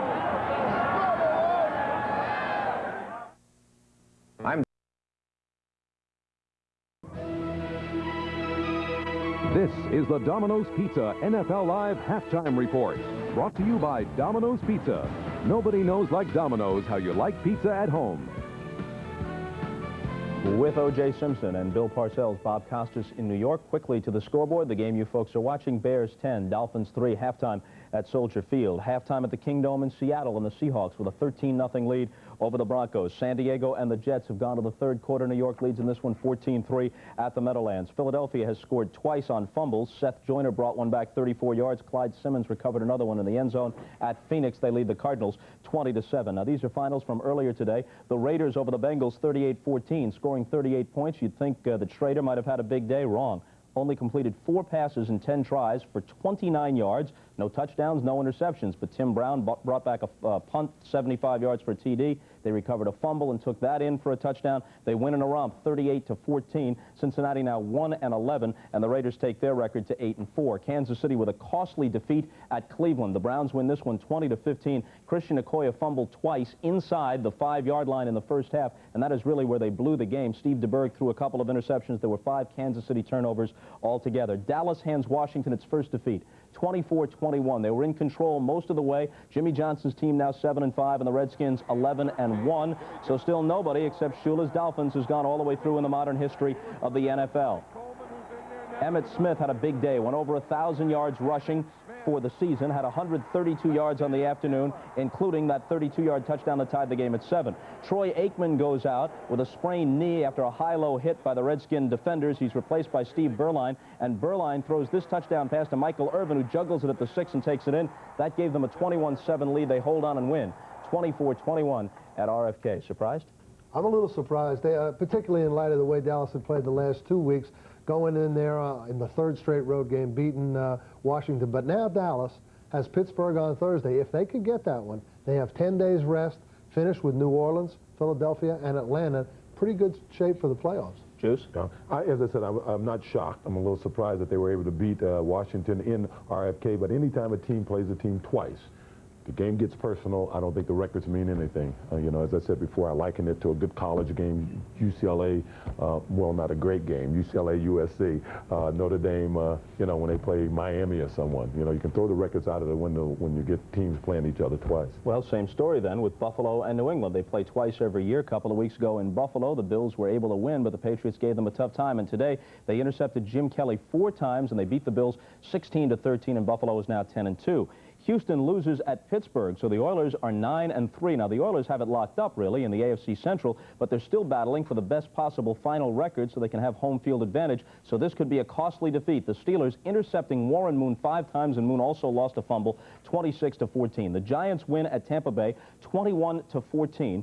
Now, Jeff Hostetler was hurt in this ballgame. You'll take a look at him being taken off the field. Broderick Thomas hit him. As it turns out, he has a broken bone in his lower back, no neurological damage. But obviously he is out for a while. He was replaced by Phil Simms. Simms had a good second half, and he threw this game-winning touchdown pass to Stephen Baker, a 30-yarder with 16 seconds to play. And the Giants win it 21-14 to take their record to 7-5. A victory on the same field where you coached your last game for them in the Super Bowl this past January. Well, nothing Phil Simms does of that nature surprises me. Minute and 50 seconds to go, his team 90 yards from the end zone. I've seen him do it many times, Bob. 1 year, as a matter of fact, he was 85% efficient on the 2-minute offense, either at the half or the end of the game. So that's a big win for the Giants today. That keeps them in a playoff hunt.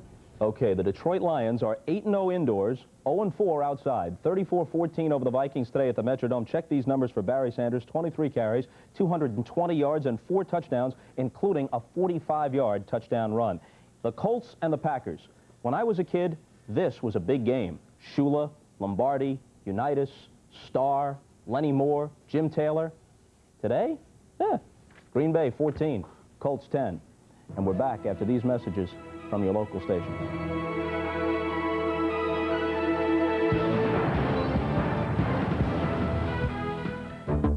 Based on a true story. It wasn't your fault. A daughter's rape. Oh, my God. A police department's failure. The bastard has raped maybe 60 women. Why did you shoot him when you had a chance? A mother's justice. He's going to be so sorry he touched my girl. What she does will shock you. No, no. A Mother's Justice, NBC Monday. We didn't look at it like everyone else. That was too confining. Instead, we opened up the Infiniti G20 with a luxurious cabin-forward design and the exhilaration of a 140 horsepower engine. It's designed to give you breathing room and take your breath away, all at the same time. Deceptions, a Mother's Secret, NBC Sunday. Night has fallen here in Chicago. We're ready for the second half. The Bears leading the Miami Dolphins 10-3, and the difference in the game was a fumble by Miami, and it's part of the sad saga of Sammy Smith. His third fumble this year. All 3 have been inside the 5-yard line. Let's go back to it. This is the difference in the game. Now, Sammy is, you can see, he's concentrating on protecting the ball, but you see when contact is made, Dick, Sammy's body is going the ball's between his body and the tackler's shoulder pads, and it's bound to fly out of there. Well, wait a minute. Okay, so I'm Sammy Smith. It looked to me like he was trying to protect the ball. Yeah, he's left-handed, right? so the ball, apparently, because the ball is always here. All right. But when people make contact with Sammy down in close to that goal line, their pads and their helmet make contact with the ball, and the helmet and the pads. So what should I do? The body. The shoulder should be protected this way, contact be made this way or this way. You see, but never let somebody's pads run too erect. Too erect, and their pads get under his shoulder pads, and they make contact with the ball, and out it goes. You've hit me once more, and I'm not talking to you again. Oh, finally taking it out on you. Oh, if you only knew. So let's go to the halftime statistics. Coors Light statistics which show how even, other than that fumble by Smith, the game has been. Total yards, very little separation there, and possession time the same. A couple of turnovers by Miami, one by Chicago. The Bears building a bit of momentum just before halftime as they pick up the field goal by Butler on a long drive in the final 2 minutes. And for Sammy Smith, one must wonder. He fumbled 8 times last year, 3 critical fumbles this year. The patience of Miami fans is already short, and he's a fine young guy, but he's making such critical mistakes. Well, it's the same habit, Dick. He's going to have to correct it, because he's very vulnerable to having that ball knocked loose when contact's made. And that's something that can be corrected. So it's not as though it's hopeless. So to start the second half, the Bears get the ball, and Miami will have the win. Dennis Gentry and Anthony Morgan are deep as Stojanovic resetting the ball on the tee.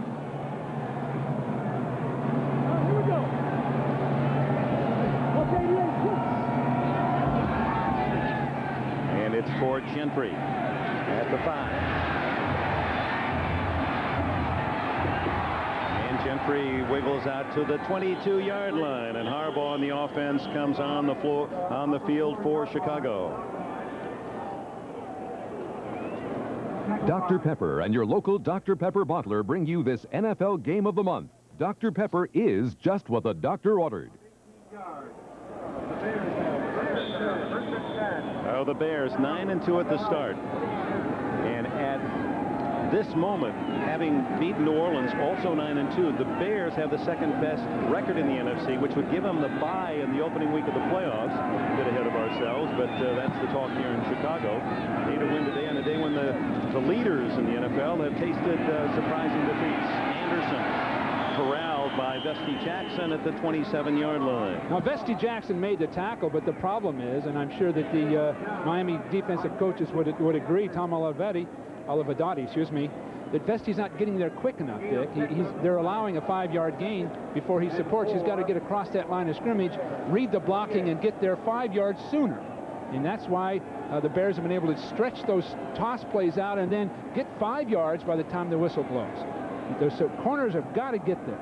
I don't know if there's a problem with muster, but James Rouse, number 30, 220-pound second-year man from Arkansas, is a fullback. 2nd and 5. Morgan, the speedster in motion. It's to Anderson. Look at him duck his head as he hits the 30, and he's out close to the 32. That'll be apparently about a half-yard shy of a first down. We're going to be close. Anderson seems fine. He's really running tough and hard. Of course, instinctively he does. But you don't want to fatigue that hamstring, because if it pulls again, he'll be out another 3 or 4 weeks. He used a lot of acupuncture, apparently, through his career for various injuries. And did he get enough for the first down?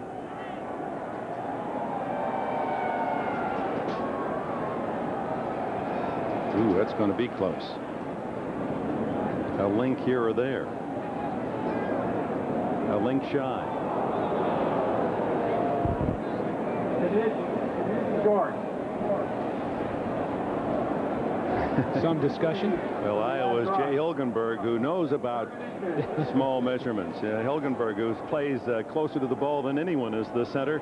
He came out to take a second look. Hilgenbergs, we understand, looking forward to the holidays. Everyone played center, and I'd like to be a part of that tradition where they meet each other and shake between the legs. They shake hands between the legs. What a great player he's been, anchoring that line for the Bears.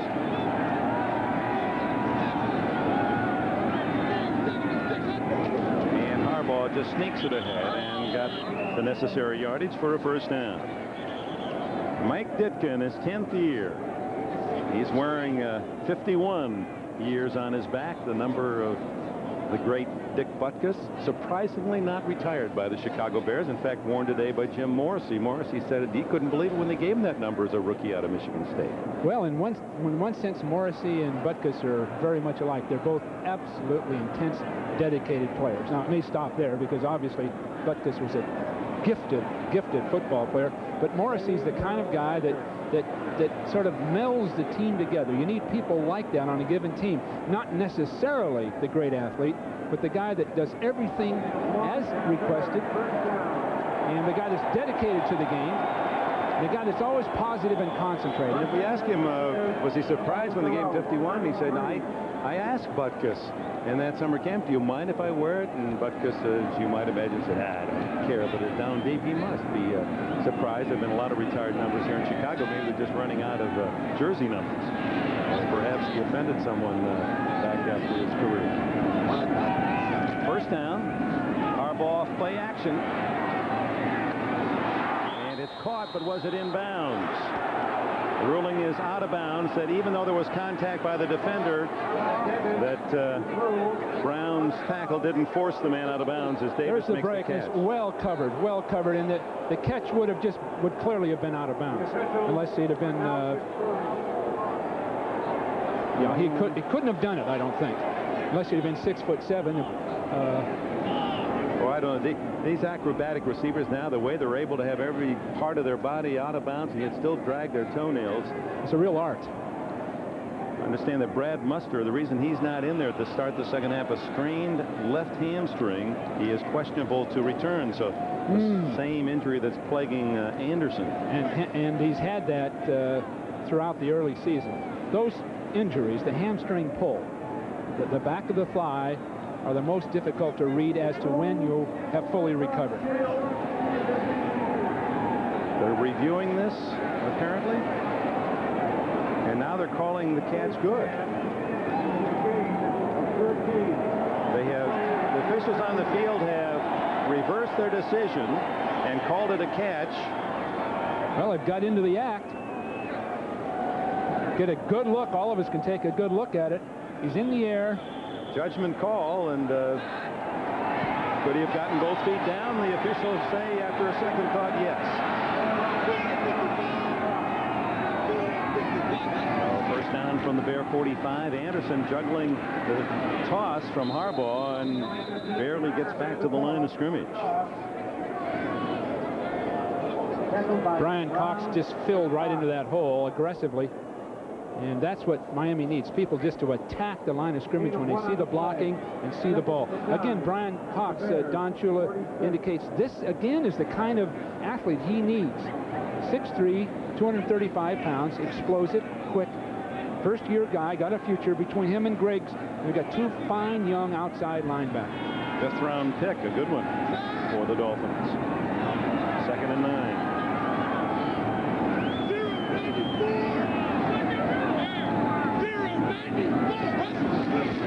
Harbaugh to Routs, his first carry today, and very little there for the 220-pound ex-Arkansas star. He was an 8th-round pick by the Bears last year.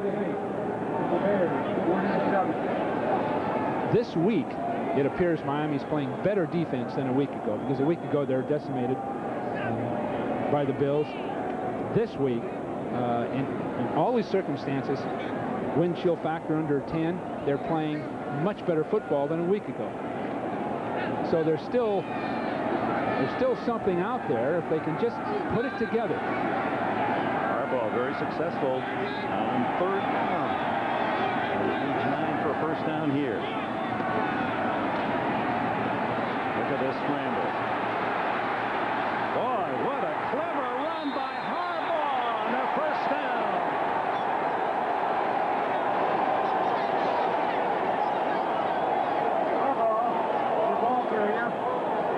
Can't use your blockers any better than that. Now look at his quick feet. And as Mike Dickus says, there's some Staubach in the way he moves. See the body balance, the quick feet, and when he can do this just once or twice a game, now you've got the Montana, the Staubach kind of athlete, the Bradshaw, that can make the big run, the big play when you need it. And this year, he throws more often when he has to move than a few years ago. 11 yards on that scramble and a first down at the Miami 42. Incomplete and almost intercepted by Louis Oliver. It went through the hands of the tight end, James Thornton, number 80, and Oliver was there, had his hands on a possible 5th interception of the season. Well, that's a tough throw and tough catch. Harbaugh, a minimal fake. Now he's got to drop it over a defender's head. You see that. And meanwhile, he's looking right at Louis Oliver, 225 pounds of Louis Oliver, to make the big hit. So Oliver couldn't quite connect. 3 times Oliver had his mitts on it.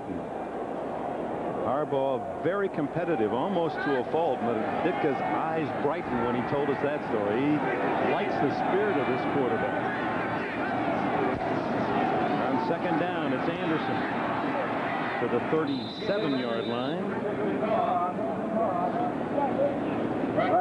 Mike Reichenbach in on the tackle along with Brian Cox.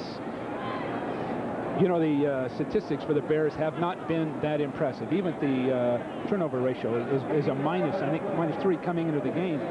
But they've scored when they've got inside the 20.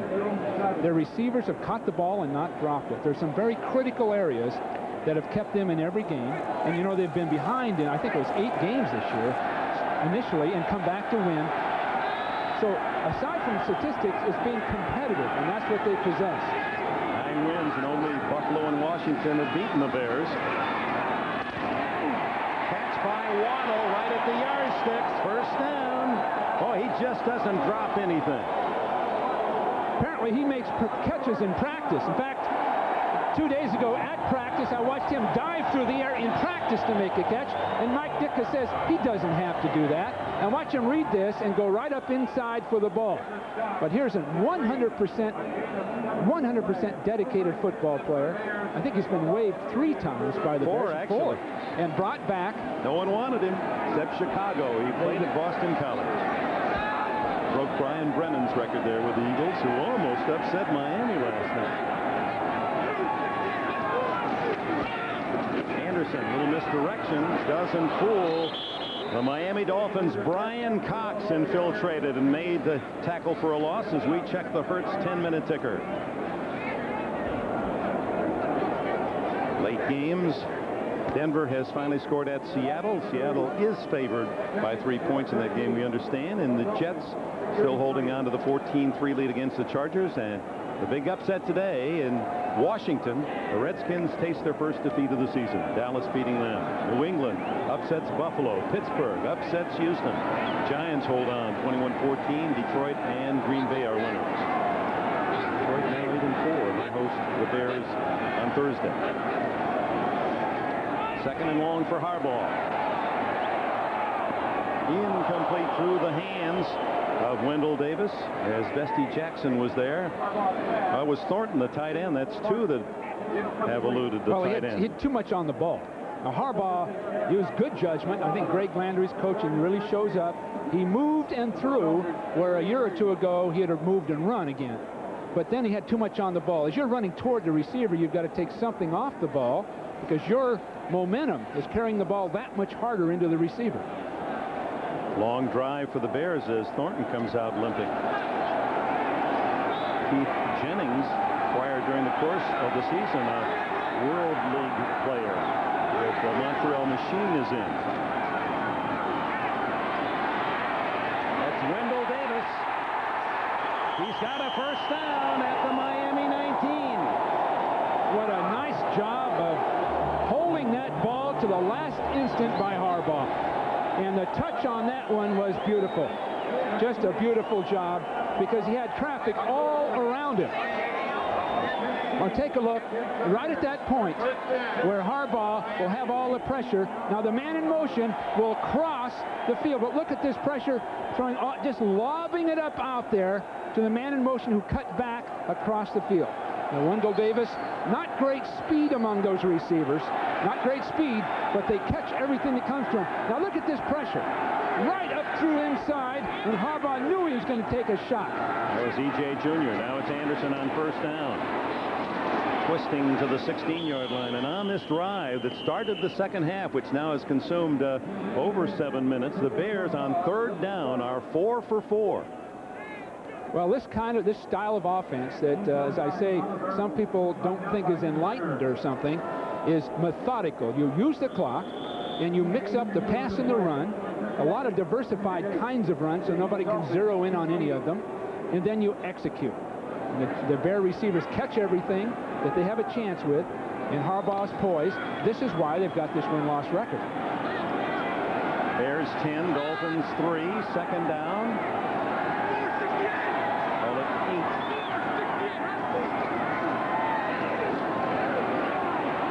Harbaugh moves 2 men, holds on, throws incomplete. He might have crossed the line of scrimmage very close, and then overshoots in the end zone his intended receiver, Neil Anderson.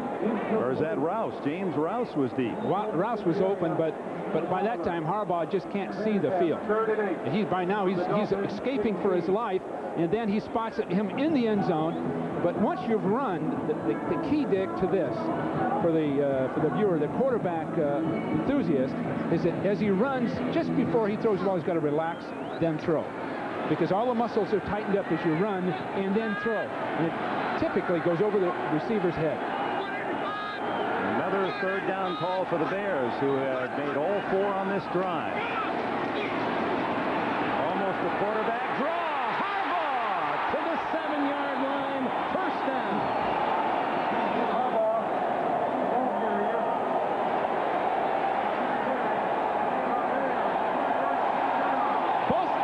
Rushers on the inside took an outside pass rush and left Harbaugh a big hole right up the middle. But look at those quick feet. You always want a quarterback that can move and make the play spontaneously. He's a big man, 6'3" and 220. First and goal, Chicago. And you know, he didn't get these kind of cheers at one point early on. They didn't think he could do it. They were wondering about the draft choice. Yeah, when they picked him, they had McMahon here and Doug Flutie and Mike Tomczak. Yep. 17th play of this drive. Anderson just inside the 5-yard line. Bobby Harden came up to assist David Griggs. Well, Ditka had to look at a lot of quarterbacks before he finally picked his man. Look at that group. In his 10 years, from Avellini through Lish and Flutie to Harbaugh. I see a Greg Landry in there, who was a fine quarterback in his day. McMahon. But my guess is, or my feeling is, Harbaugh is going to clearly be the best of that group of quarterbacks. And he'll be that way for, be at the top of his game for 10 years because he's big and he's sound physically. Second and goal from the 4. Is that 3-4 defense again? And it's Anderson right up the middle. And he smothered it about the 2-yard line as Reichenbach was in there first. Well, if they can see that defense again from upstairs, I'm sure they'll run a quick-hitting play right up the middle. They've got a big void over the guard positions if they stay in that 3-4 defense.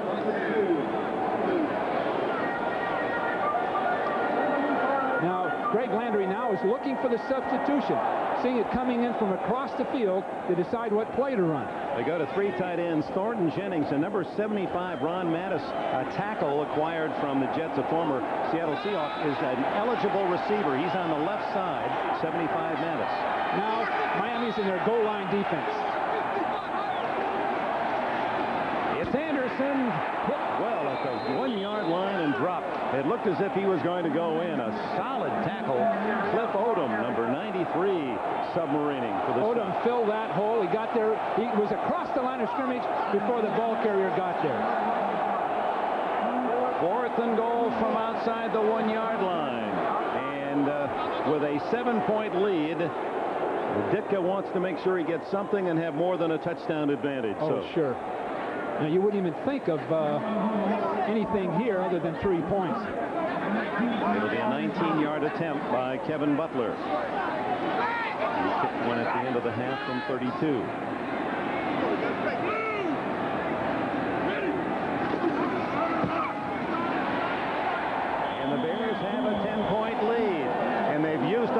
almost the entire third quarter, getting an 11-minute drive.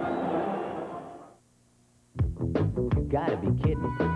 Woo! What's in is out, what's out is in. So many trends make my poor head spin. Don't sell me good taste, I know what tastes good. While the best thing's always so misunderstood.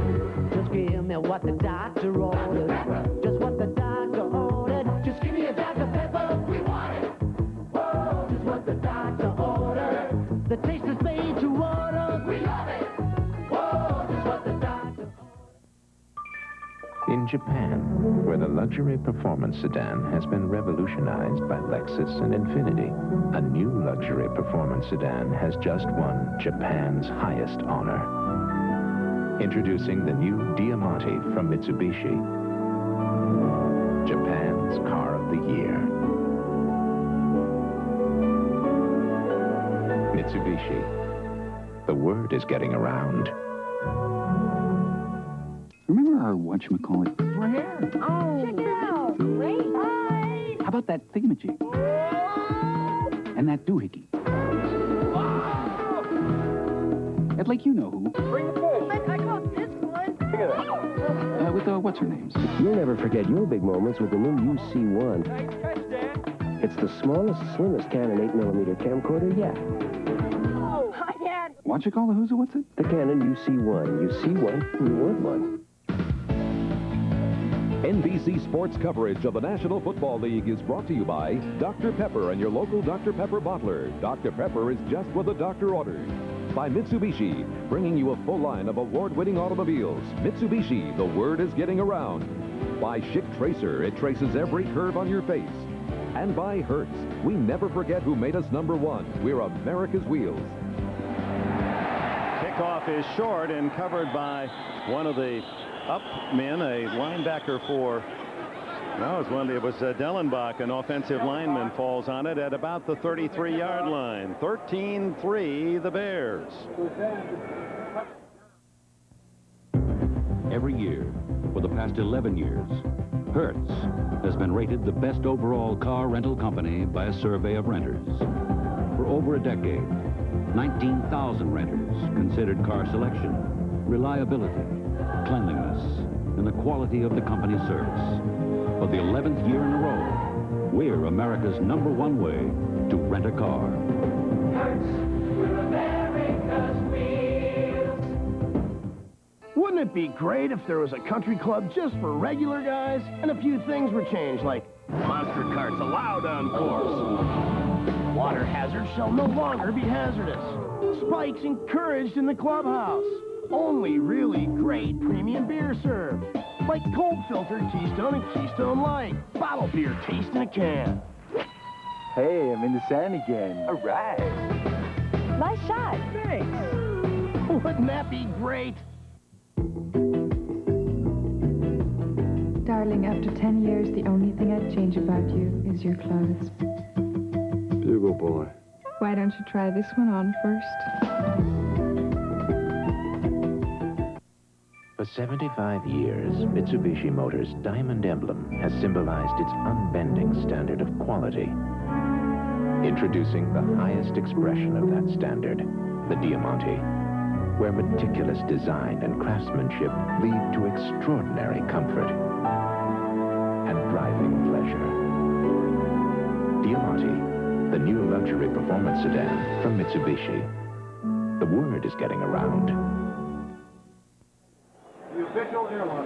Dan Marino, and that productive drive by Chicago, 20 plays, 11 minutes, not only took away almost all of the quarter and the wind advantage for Marino, but kept the offense on the sidelines freezing for some 20-25 minutes. And they got 3 points to boot. And Harbaugh having a solid game again. Well, Dan's going to have to hit a couple of good strikes to get him back in it. Trailing 13-3. To Duper, that's Mark Duper's first catch of the game, and it's a first down at the Chicago 49, 20 on the Few play. people can throw the ball like that. A play fake help hold linebackers just for an instant, but this is a matter of timing bursting up the field, and that ball is going to be thrown high up into the shoulders. You don't want that ball to be dying down around the knees. Catch it right up into the body. And these guys have done that so many times. And he's going to have to get 4 or 5 of those more, I would think, before the day's over to get back in the game. Higgs gets outside. Good balance by Mark Higgs to the 39-yard line. So Higgs, not Sammy Smith, starting the second half. The late scores on our Hertz 10-minute ticker. Still Seattle by 6. The Jets now by 2 touchdowns. And Phoenix closes the gap on the Eagles, all in the third quarter. Here, 13-3, Chicago. It's getting colder, no question about that. And a cold day for Sammy Smith, who's fumbled inside the 5-yard line, cost Miami again.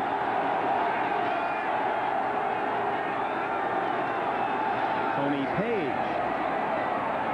And Page barrels inside the 35 for a Miami first down with 2:29 left in the third period. Mark Carrier came up from his safety spot to make the tackle. The plays that have worked best really are the ball carrier breaking away from the hole and the defenders reacting to the blocking and the ball carrier basically bouncing outside, and that's what's been working for Miami. The Bear defenders are clogging that middle, playing off the blockers, and then when the Miami runner bounces, there's just a little room just outside the tight end position or outside the weak tackle position. Just enough room. Marino to Clayton. Was he in bounds? Yes. Ruled a catch at the 19. Ruled a catch, Dick. That was a beautiful pattern by Clayton. He started up the field, low, then burst and broke. Just beautifully done. And it appeared he did a little stutter step before the right foot trickled onto the sidelines. But he low, then burst like it was a deep go pattern, then stopped and broke out. Now that's your skilled, polished receiver. Now they're going to review it. That stops the clock with 1:38 left. Here's a closer look. Is ruled a catch on the field. It is being reviewed. Right there. Yeah, it's so hard from that angle to see if that right foot scraped the grass before he stepped on the line. If that right toe had been in, we'd have been all right. Left foot's definitely down. Yeah, it does. Well, there's the right toe. If it were in just by, you know. But did he scrape it before he landed full weight on it? That's something that the review officials, is that irrefutable evidence? We'll soon learn. Well, we'll learn. It's not always quick. I bet they have a heater in their booth. Meanwhile, Marino trying to keep warm. And while we have a chance, that'll give us an opportunity for our Xerox Sports Facts in the second half. Who was the last Dolphin to start at quarterback other than Dan Marino? You know, he's got a 120-game streak, longest by far of active quarterbacks. That does not include the strike games. 120 in a row. Merit to not only Marino's ability, but to his welfare. Who's the last Miami quarterback other than Marino to start a game for the Dolphins? Well, I'm not going to say. I think I know. And the answer is Don Struck. Ooh, good, I didn't say who I thought it was. Who'd you have? Huh? Bernie Mazzola? Yeah. 83. That's quite a run for Marino since his rookie year. Now they're still looking. Here's another angle. I'd give it to him. Gosh. It's a reversal. Oh, you'd never get a job in that booth. Just give it to him. I mean, it's so close. Why would you reverse that? Well, I just didn't see the irrefutable evidence. Yeah. You couldn't tell if he scraped his foot or not from our pictures, but you can go on and on with that. You're down to the quarter of an inch. Well, Dan Marino and Clayton understandably in disbelief.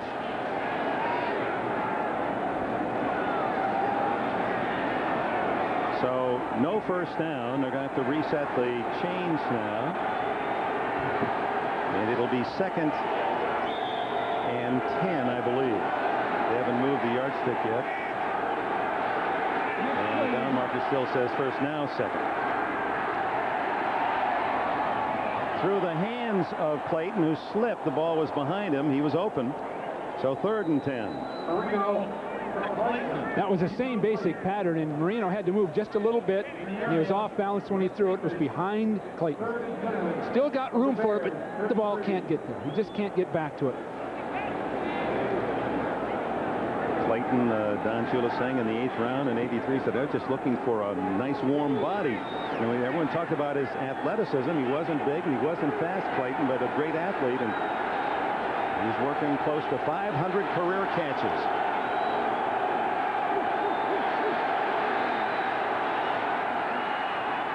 Marino guns it complete to Duper. That's going to be close to a first down. And they mark progress. Can he get that ball there? Right in this wind swirling like this, and he just drills that ball. Just drills it, and the ball just doesn't lose any of its velocity when it gets there. It carries to the opponent. Well, Don Shula, who started as just a youngster when he coached the Baltimore Colts, and through his years, 60s, 70s, and 80s, what quarterbacks? Johnny Unitas and Bob Greasy and Dan Marino. Oh, my.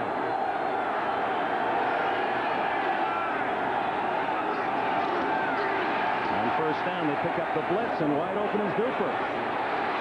Stinson wrestles him out of bounds inside the 10, close to the 7. I think it was Tony Page inside as a pass protector that did the protection job on a blitzing linebacker that I just caught the end of the play. But you'll see this, and you'll see this block, and just watch the blitzer and the blocker right there. It has to be done right there. Beautiful job. So first and goal for the Dolphins, trailing 13-3, final seconds, third quarter.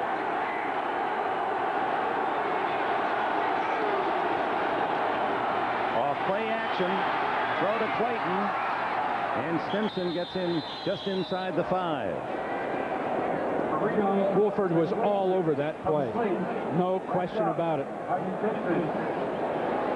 And that will be the third quarter. The Bears leading 13-3. We return after these messages from your local station. Monday, while the folks are away, the kids are on their best behavior. Party machine, this is Will. Until Belle Biv DeVoe drops by for House Party Hysteria, Fresh Prince Monday. The Bud Light Spotlight is on Chicago. Hey!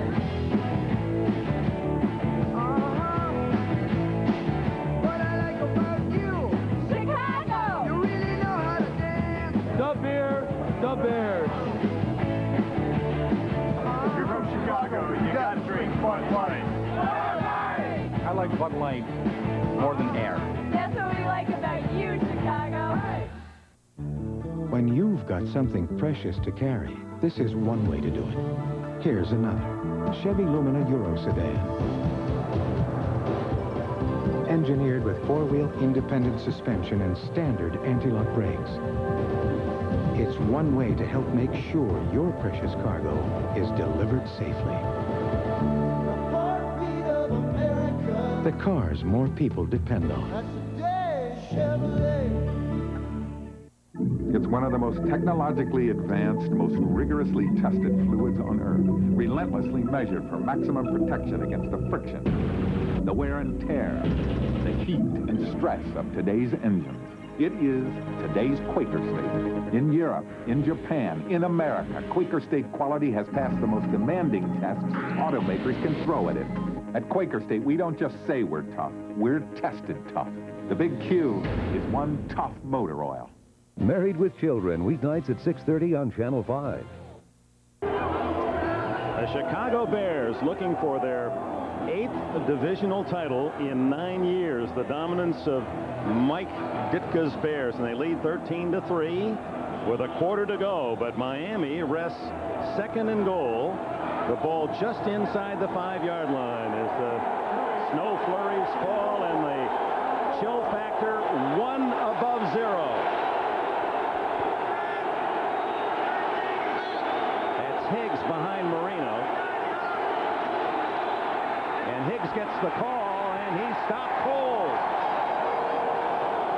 John Roper, number 55. Singletary got a piece of him as well. Well, Singletary just broke the play up by penetrating, scraping right into the hole from his middle linebacker position, and there was nowhere to go but to stop and avoid him. So when Singletary attacks, everything breaks loose. Refrigerator Perry and Singletary. Morrissey come out. Jim Jensen is in. The specialist on third down. Third and goal. Big play.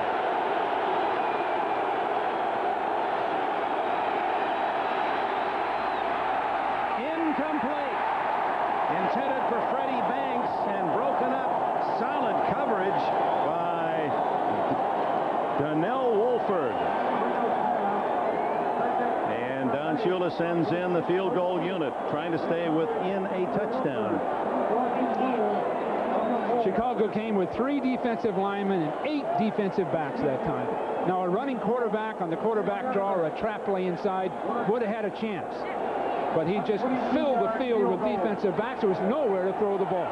So Stoyanovich, a 21-yard field goal attempt. Might be 22, depending on the spot. And the Dolphins and the Bears trade field goals, 13-6 Chicago.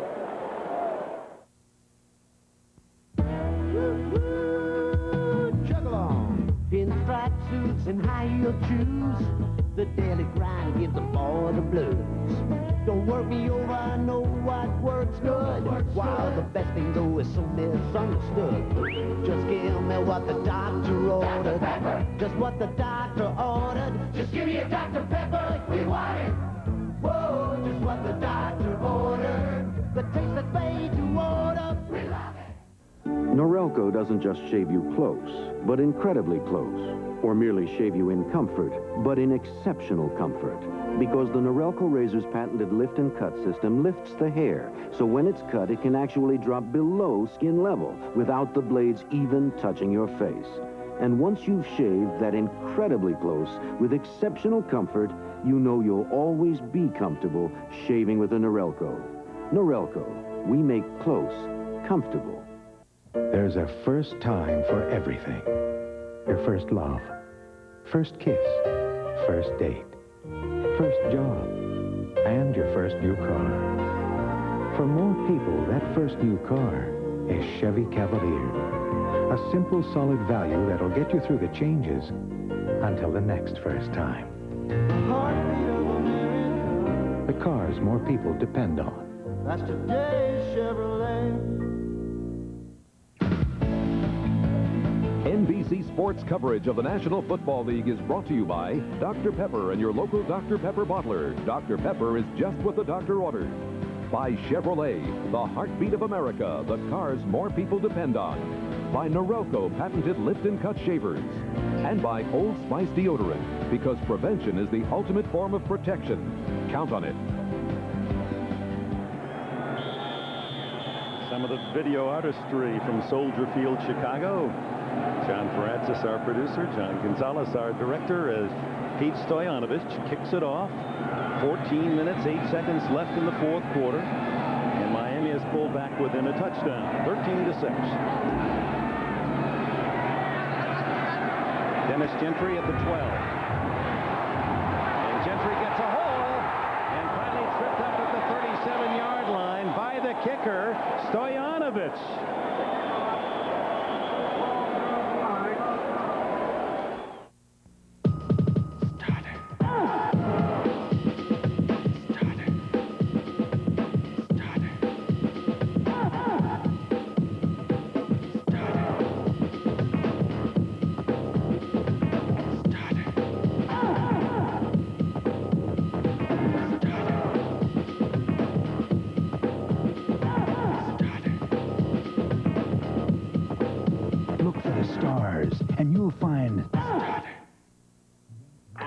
That was then.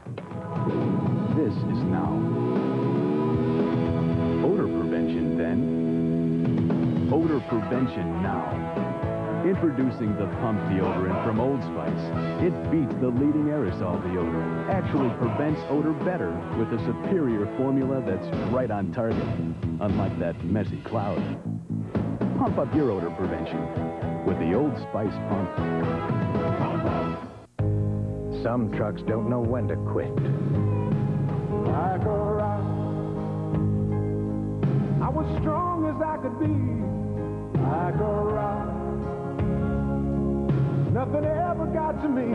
Over 98% of all the Chevy trucks sold in the past 10 years are still on the job. Chevy trucks. The trucks you can depend on. The trucks that last.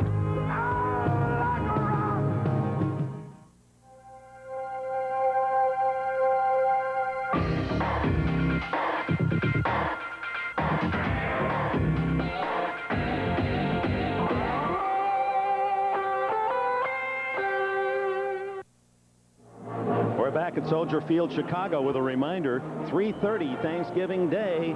It'll be NFL Live, an exclusive interview with Hall of Famer Tom Landry. Landry with his thoughts after a forced retirement. And then two teams with upset wins today. The Cowboys, they knocked off Washington, and the Steelers upset Houston. That's at 4 o'clock Eastern Time, Thanksgiving Day.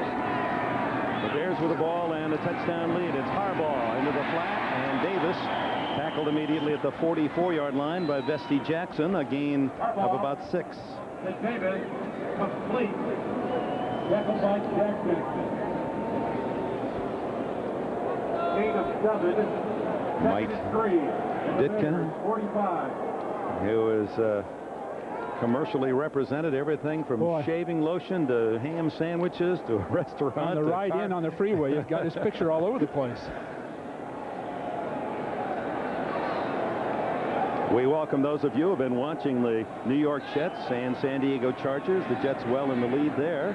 Here it's 13-6 Chicago ahead of Miami. The Bears ball at their own 44, second down, a short 4. Neil Anderson playing for the first time in a couple of weeks after recovering from a hamstring injury, and that looks to be enough for a first down to the 49-yard line. And the key to this game perhaps will be the opening march of the second half, as the Bears use 20 plays over 11 minutes. All the time Miami sitting on the sidelines with the wind advantage, and the Bears got a field goal out of it and also took the wind aid off Marino's shoulders. And that's what they're trying to do now. Chew up the clock and get some more. And the way I really like the way they mix their offense between Tom Landry and Dick Stanfield and Greg. Tom Landry, did I say? Greg Landry. Oh, Greg. Greg just went in the Hall of Fame. Here's Harbaugh, some play action, and eludes the rush. Wide open is Thornton at the 30. And he's down at the 17-yard line, Brian Cox. What a play by Harbaugh. Well, it's the field presence that Harbaugh's developed to go with his athletic ability. This is a pass where he wants to throw to his right. Now he's chased and moved, and he still has presence to find people. Plus that, the ball's thrown over defenders' heads and drops right into Thornton's hands. Now, we're seeing the development of a great young quarterback. 36 yards on this play. He's still, now watch the dropping of the ball over the top. Chuck Klingbeil was the man who almost got Harbaugh before he faded to the sidelines and made that throw. And timeout called by the young quarterback from the University of Michigan. When we return, it's the Bears at the 17 of Miami with a touchdown lead. When you've got something precious to carry, this is one way to do it. Here's another. Chevy Lumina Euro Sedan. Engineered with four-wheel independent suspension and standard anti-lock brakes. It's one way to help make sure your precious cargo is delivered safely. The cars more people depend on. Chevy Lumina. Family Circle's Domestic Family Car of the Year for the second straight year. A mistake was made. Okay, we forgot. We overlooked it. Say you need something sent overnight. There are a few companies you can call, but say you need it Saturday morning, guaranteed. There are two, but only one is so efficient. Bobby, just give me a couple of minutes. They get it there on time for far less, which is why to some, there is only one, UPS. 2 minutes, yeah. 12, who's 12? 40. Let's go get them up.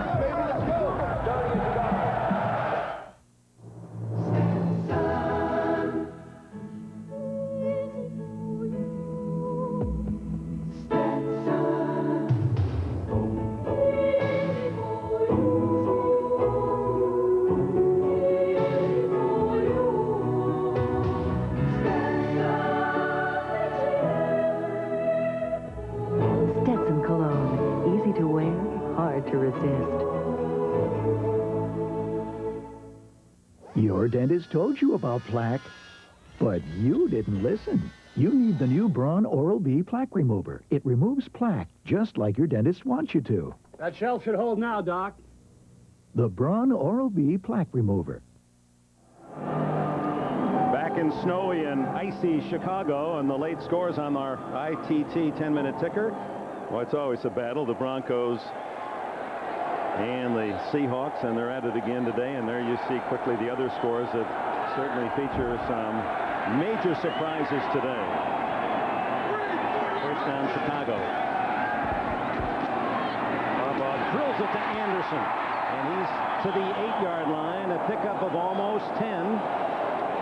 I'd like to remind you also, next Saturday on NBC Sports, Grambling State and Southern University at the Superdome in New Orleans, the Bayou Classic. It'll be at 2:30 Eastern Time. That's next Saturday.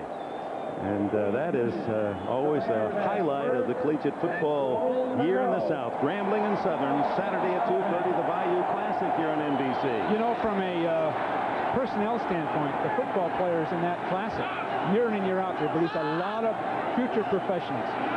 First and goal from the 7. Leading 13-6. It's Anderson. Not much there. Good read by Reichenbach and David Griggs, 92. And meanwhile, rookie Stan Thomas of Chicago and Louis Oliver of or Odom. And no, it's a rookie Cox. Brian Cox of Western Illinois is changing holiday wishes. You know, I tried to make a point a minute ago. I put Greg Landry in Tom Landry's role, but Tom was famous for excellent scheming and play calling, and Greg Landry's done the same kind of thing here at Chicago. Just the change in formation and just the little nuances of the game. The give is to Anderson, just corralled early, unable to get up to full speed, and the entire center of that Dolphin defense there to meet him. And David Griggs, 92, having a big game. Griggs, whose brother Billy was a tight end in the league for a while. He played at Virginia for the Cavaliers. His favorite book, he says, is the Bible, and he told us his favorite artist is Public Enemy. Now there's a interesting spectrum across the full spectrum. He's well diversified, as most of those Cavs are. Third and goal. Okay, what do you call here, Bill, from the 7? One of there's 3 receivers on the right. There's a man in motion. The same kind of a pick play that they've run before. And Harbaugh always flirting with a possible run. Get rid of it. Get rid of it. And he runs out of bounds at the 6-yard line. So on 4th down, Kevin Butler will come in to try another short field goal for Chicago. Miami's playing their best defense of the year. Now, we haven't seen every game, Mike. That's my guess. They're playing good, solid defense against one of the best teams in the league. And in a sense, this is a breakthrough for the Dolphins. They're playing very, very well on defense. Head up, alert. And even if they were to lose this game, there's enough room on that schedule that they can still be a playoff team. In fact, they feel they could lose 2 of their final 5 and still get in as an 8-8 team. This will be a 24-yard attempt. Oh, bobbled snap, and he missed it. So Harbaugh unable to handle the snap cleanly, and by the time he got it down, Butler hooked it wide left. And don't forget the chill factor here is 1. The snap was good, and Butler had to reset, and by the time he swung the leg through, and Butler with a bad hip anyway misses, so the Dolphins still within a touchdown. You demand the same things from your car that you demand from your budget. Both have to go more places, last longer, and work harder than ever. So get the Walmart price on the motor oil engineered for today's smaller cars. Castrol GTX. Castrol provides maximum protection against viscosity and thermal breakdown. The Walmart price provides maximum protection against paying too much. Walmart. Always a low price. Always. When her car needed a new battery, you got the heavy-duty model. When the tires started to wear, you spent a little more for the good ones. And even though the brakes could have made it a while longer, you said replace them. And now that fall's here, you're using Prestone Antifreeze. Its patented formula exceeds every performance standard set for the antifreeze industry. For corrosion and freeze-up protection, Prestone, we make it better than we have to. For some very good reasons. Because you believe these trunks shouldn't carry a spare tire. It's the right beer now. Because up here, crisp-tasting beer just comes naturally. It's the right beer now. Because when the whole gang gets together, there's no room for filling up. So reach for the Silver Bullet, the beer that won't weigh you down. It's the right beer now.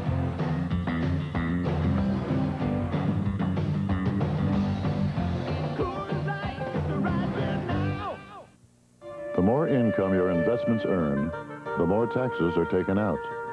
But with Nuveen tax-free investments, the more you earn, the more you keep. Ask your financial advisor about Nuveen tax-free investments, or simply call this number. The team's nicknames and how they play in weather are certainly appropriate here. There's a correlation. Miami, this is not Dolphin weather. It's about 25, chill factor 1, and Miami's won only once in their history when the temperature has been 28 or colder. And Marino goes to work down 13-6. It's Higgs breaking tackles out to the 25-yard line. 8:33 left here in Chicago. Let's go to New York. Here's Bob Costas. All right, Dick, once trailing 13-0 at the Kingdome, the Broncos have come back to make a game of it. Mike Kroll slaps this ball away from David Craig, picked up by Warren Powers. He takes it in on the fumble return for the touchdown. Moments later, David Treadwell kicks a field goal. Denver to within 3 now at 13-10. Back to Soldier Field. All right, Bob, and here 13-6, second down and 5 for Marino and the Dolphins. It's Higgs again, and he finds some more running room up the middle. First down at the 33-yard line. You've got to give a lot of credit to Page, Tony Page, coming in and leading in on Mike Singletary on a lead block. Now, there's two guys that are a big load. Now, you'll see 49 on the left. You'll see Singletary. Bam! That's beautiful position by Page. He comes right up underneath, extends his hip, and just lifts Singletary up. And that's the perfect block. Call him Pollywog. Tony Pickens on first down. Of Monday night against Buffalo when Cornelius Bennett came around the backside, took it out of his hands and scored a Bills touchdown. Very nearly there as Marino sacked for the first time. 18 for the year. That equals the most he's ever been sacked in a season. A part of that's down the field because, see, Dan can throw the ball and he still isn't throwing it. And so when his timing really wasn't there to throw the ball, he held it and was finally sacked. So combine the coverage and the pass rush to get the job done. And that was Dent there first, and then the Fridge threw his 370 on him. Second and 13. Marino is 4-13 career when he has not thrown a touchdown. He's not thrown one today. Oh, dangerous pass. Broken up by Stinson. That was a step from a touchdown. The other way for Stinson. Well, they're getting pushed right up inside with McMichael and Perry, but Dent is coming inside in a pass rush mode, and that push is coming right up inside. Trace Armstrong that time was the guy that really forced Dan Marino to move and broke down the timing of the play. So the pressure right up underneath inside is getting right in Marino's face. Shula goes to 4 wide receivers.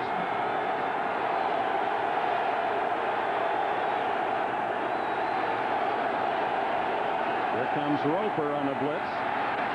The throw incomplete, intercepted. Mark Carrier. Carrier to the 20 and down at the 21-yard line.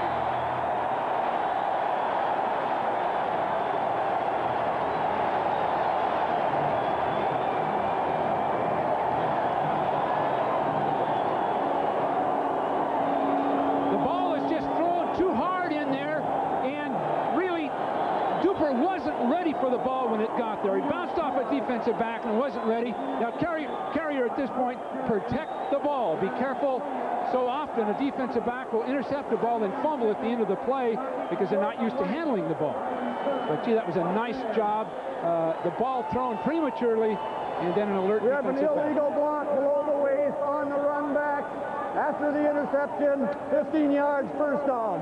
So they'll take back the yardage by Carrier on the run, but Carrier is in a celebrative mood after 10 interceptions last year as a rookie to lead the NFL. He'd been frustrated this year. That's his first of the season. It doesn't necessarily reflect that he's not playing well. It's just the ball hasn't fallen in his lap, but it did on that occasion. And after the penalty, Bears have it just inside the Miami 45.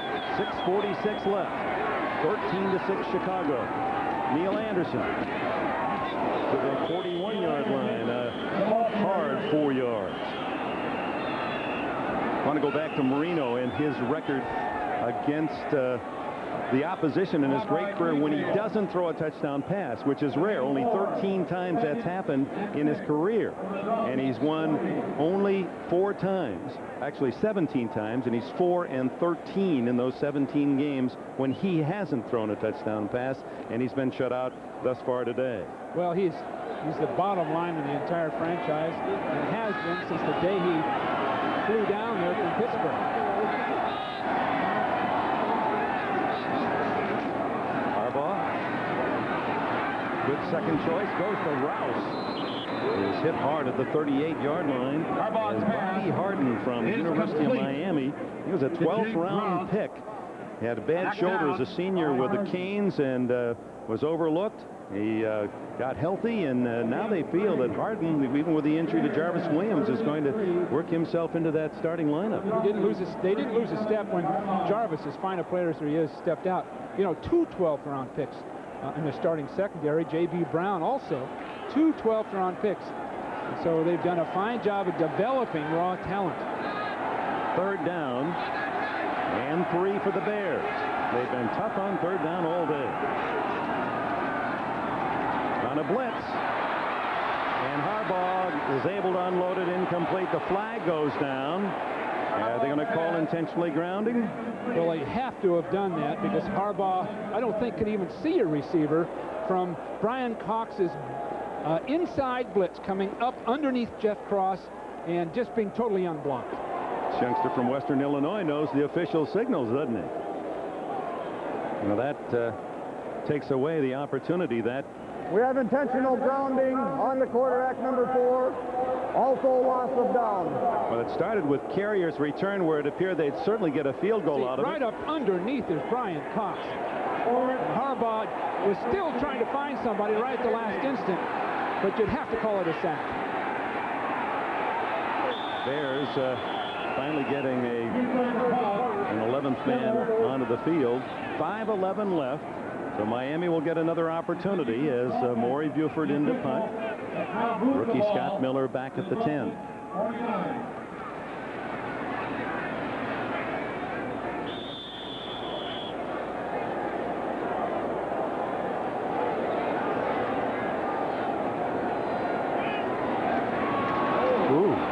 Buford does a good job. Sails one nicely with the help of the wind. Miller lets it go. And it's into the end zone. Touchback at the 20-yard line for Marino and Miami when we return. This is not a surprise. You knew you were going to have to pick up the tab. But then 6 more people showed up. Not the time to run up against a preset limit on a bank card. That would be embarrassing. But you can handle this. Instead of worrying, you order more wine. The card, the American Express card. Don't leave home without it. We built this business. They came in with their big pumps and stopped the flooding. Saved my business.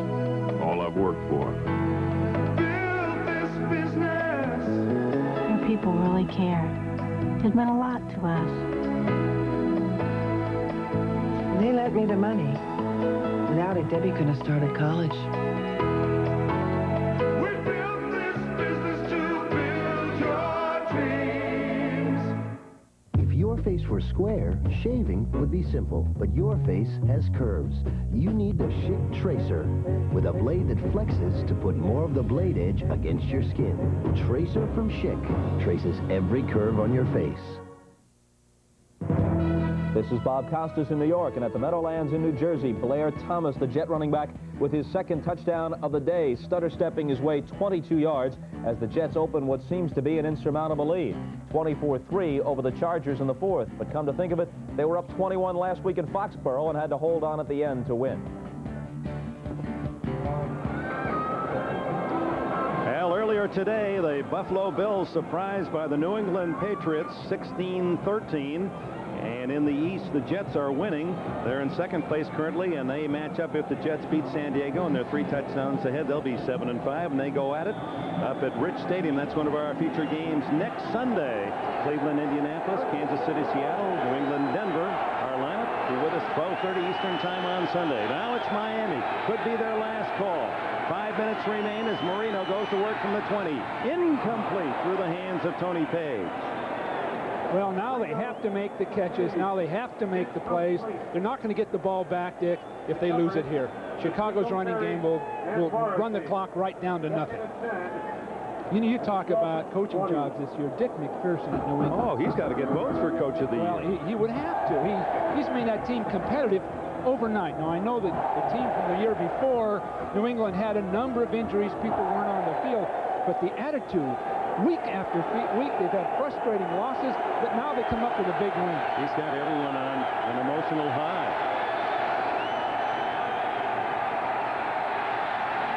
Marino on a roll, throws back, and it's complete. Looks to be the tight end. Mike Singletary wrestles Greg Beatty to the ground at the 30-yard line. Greg Beatty, who was a Stanford star and actually spent some time coaching where, in Italy? Right, Italy. He speaks Italian. Stanford has a overseas campus, a number of them. And so one of the reasons he went to Stanford was to attend an overseas campus, learn to speak Italian through college undergraduate days. When he was over there, he made that extra $1 to keep him there. In Florence. In Florence, coaching football in Italian. Enough for a first down for Miami. 4:10 left in the game. And Marino runs for the sidelines and is out of bounds at the 36-yard line. Just a postscript on Beatty. Of course, Florence, a city of great art, including Michelangelo's famous David. And when married a year ago, took his wife back, and that was the honeymoon site. And he was recalling also that in coaching, you ask him, what's the most difficult thing that in trying to coach Italians who hadn't played football? Oh, well, yeah, it's making contact and looking at the opponent as you do it. Typically, we want to close our eyes. And hit with the top of your helmet. Duck our head. Nobody wants.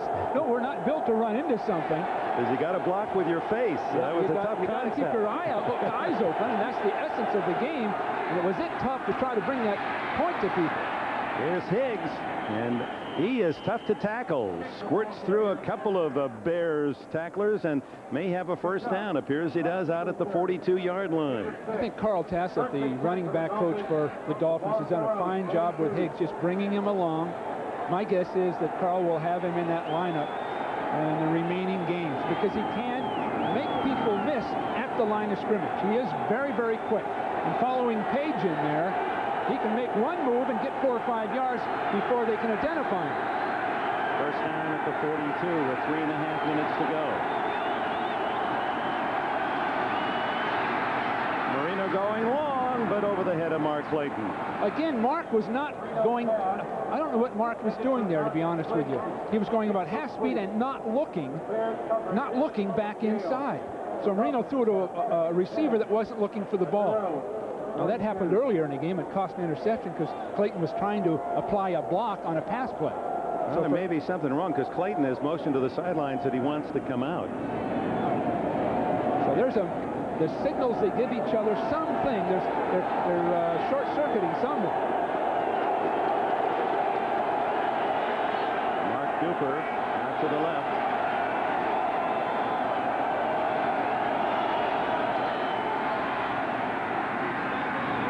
Incomplete. Duper, the closest white shirt. Well, those balls are going to receivers that don't appear to be looking for the ball. Marino now 1 for the last 7 as Clayton his top receiver, returns. Well, this is it right here. 3:14 to go with the clock stopped on the incomplete pass. They might as well go to the locker room after this one, the offensive unit. They have to punt the ball to the Bears. Marino has Jensen with him in the backfield. 4 wide receivers.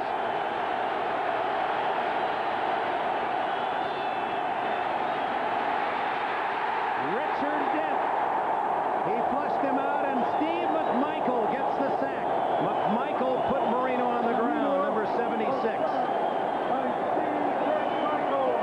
Well, they know how to get to Dan Marino. The only way to get to him is right up inside and force him to move and then throw. And when he attempted to do it, McMichael was right there. What a great combination with Dent and Armstrong. Michael Roper, that's pretty good pass rush. Reggie Roby, short kick, and Waddle fair catches at the 33-yard line. So with 2:49 left, Miami has 3 timeouts remaining, but can they stop the ground game of the Bears? And we remind you, coming up, starting at 7 o'clock Eastern Time, a whole new Sunday night lineup, and we hope you'll be with us this evening to see a 1-hour version of the Torkelsons, who move to Sunday night. That'll be followed by Hot Country Nights, a season premiere of a brand new show, and then Deception, a Mother's Secret starring Steven Weber, all tonight on NBC. 13-6 Chicago as they go for their 10th win. Dan Marino is really upset on that sideline with the communication apparently of what's going on with his receivers. James Rouse drilled after he picks up about 2. We want to take a look at it. This guy is upset. He's mad at something, and it's the coordination. Now people are talking, and he's man, he is hot. And it is tough because there's critical downs, and the communication with his receivers was misfiring some way. We've seen it all day, 4 or 5 times with key receivers, his veteran guys. ITT 10-minute ticker. These are the finals. The Raiders, Cleveland, Dallas over Washington, the Skins' first defeat of the year. New England bombing Buffalo, and Pittsburgh upsetting Houston. The Giants are winners. They're 7-5. Detroit goes 8-4 with their victory, in Green Bay, a rare win for the Packers, their 3rd of the year. On the late game scoreboard, Seattle still ahead at home by 3. The Jets apparently are going to go to 7-5, and Philadelphia beating Phoenix, and the Eagles looking at a possible 7-5, which would give Dallas, Giants, and Philadelphia all 7-5 behind Washington in the East. But going back to the communication, so much is just a read. It's not like the old days where you drew the play and you always went the way the play was drawn. It's you're reacting as a receiver to the coverage, and quarterback and receiver hopefully are seeing the same thing. Well, that's a good part of it, but the other part is we had receivers not looking for the ball, Dick. That's the strange part. Tough to catch it then. Harbaugh dumps it off to Anderson, and Anderson wisely doesn't go out of bounds. You can see for a moment he hesitated, and then Vesty Jackson brings him down, and Miami has not called time yet. And now they do at 2:24. It'll be a loss on the play and bring up about a 3rd and 10. You know, it's never been the same as those glory years for Miami with Duper Clayton. The fine people they had. Tony Nathan is at setback, remember? It hasn't been the same. And Marino, I would think, has gotten better, but whatever that is, it's not the same it once was. Let's not forget Nat Moore as the 3rd receiver with Clayton and Duper. Well, Thanksgiving Day, Bill and I will be celebrating the holiday with you from Dallas, Texas, and at 3:30 NFL Live will have a key feature on one of the great coaches in the history of this game, Tom Landry. Will McDonough will have an exclusive interview from Landry's home. And then 2 teams that came up with big wins today. Dallas upsetting Washington in Washington, 24-21, even with Troy Aikman injured. Steve Berline taking over, and Pittsburgh at home knocking off the Oilers 26-14, and that's the matchup. Well, it just conjures up images of a great tradition on our traditional holiday. Steelers and Cowboys on Thursday.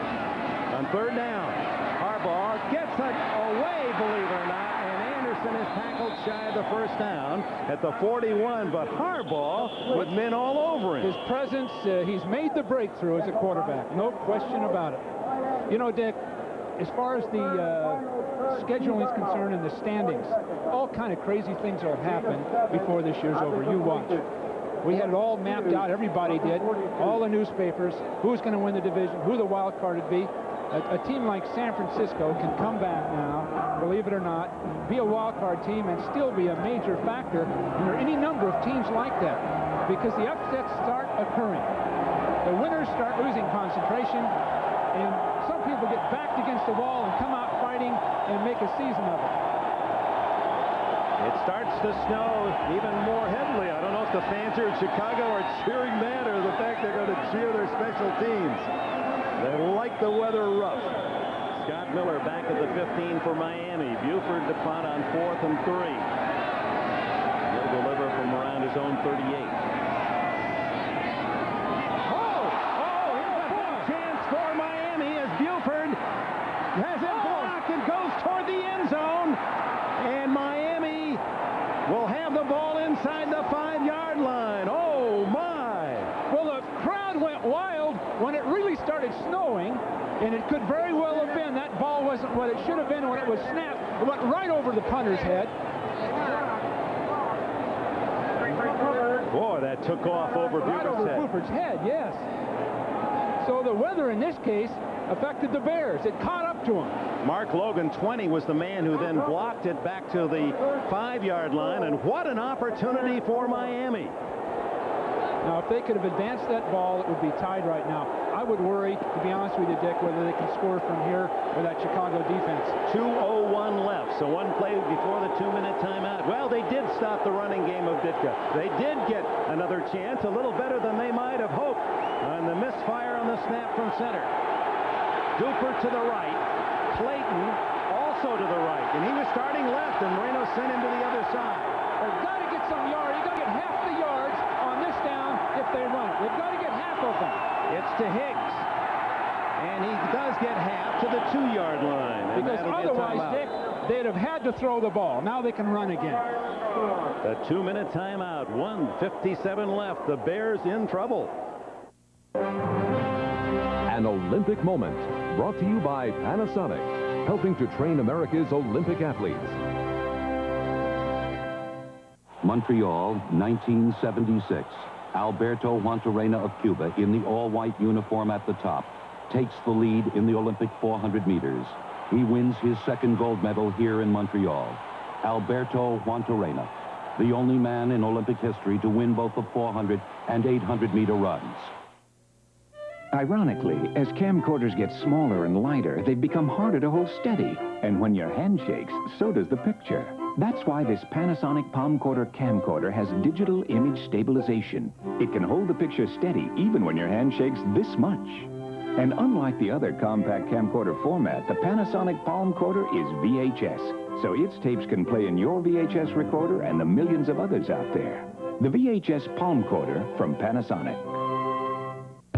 It's not easy being a truck.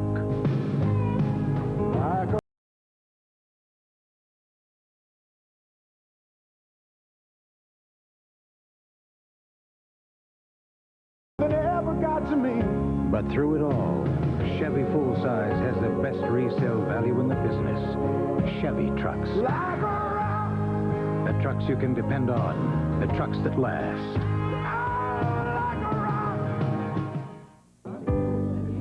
It took all day, but they finally came up with one very big idea. What do you bet they printed on a laser jet from Hewlett-Packard?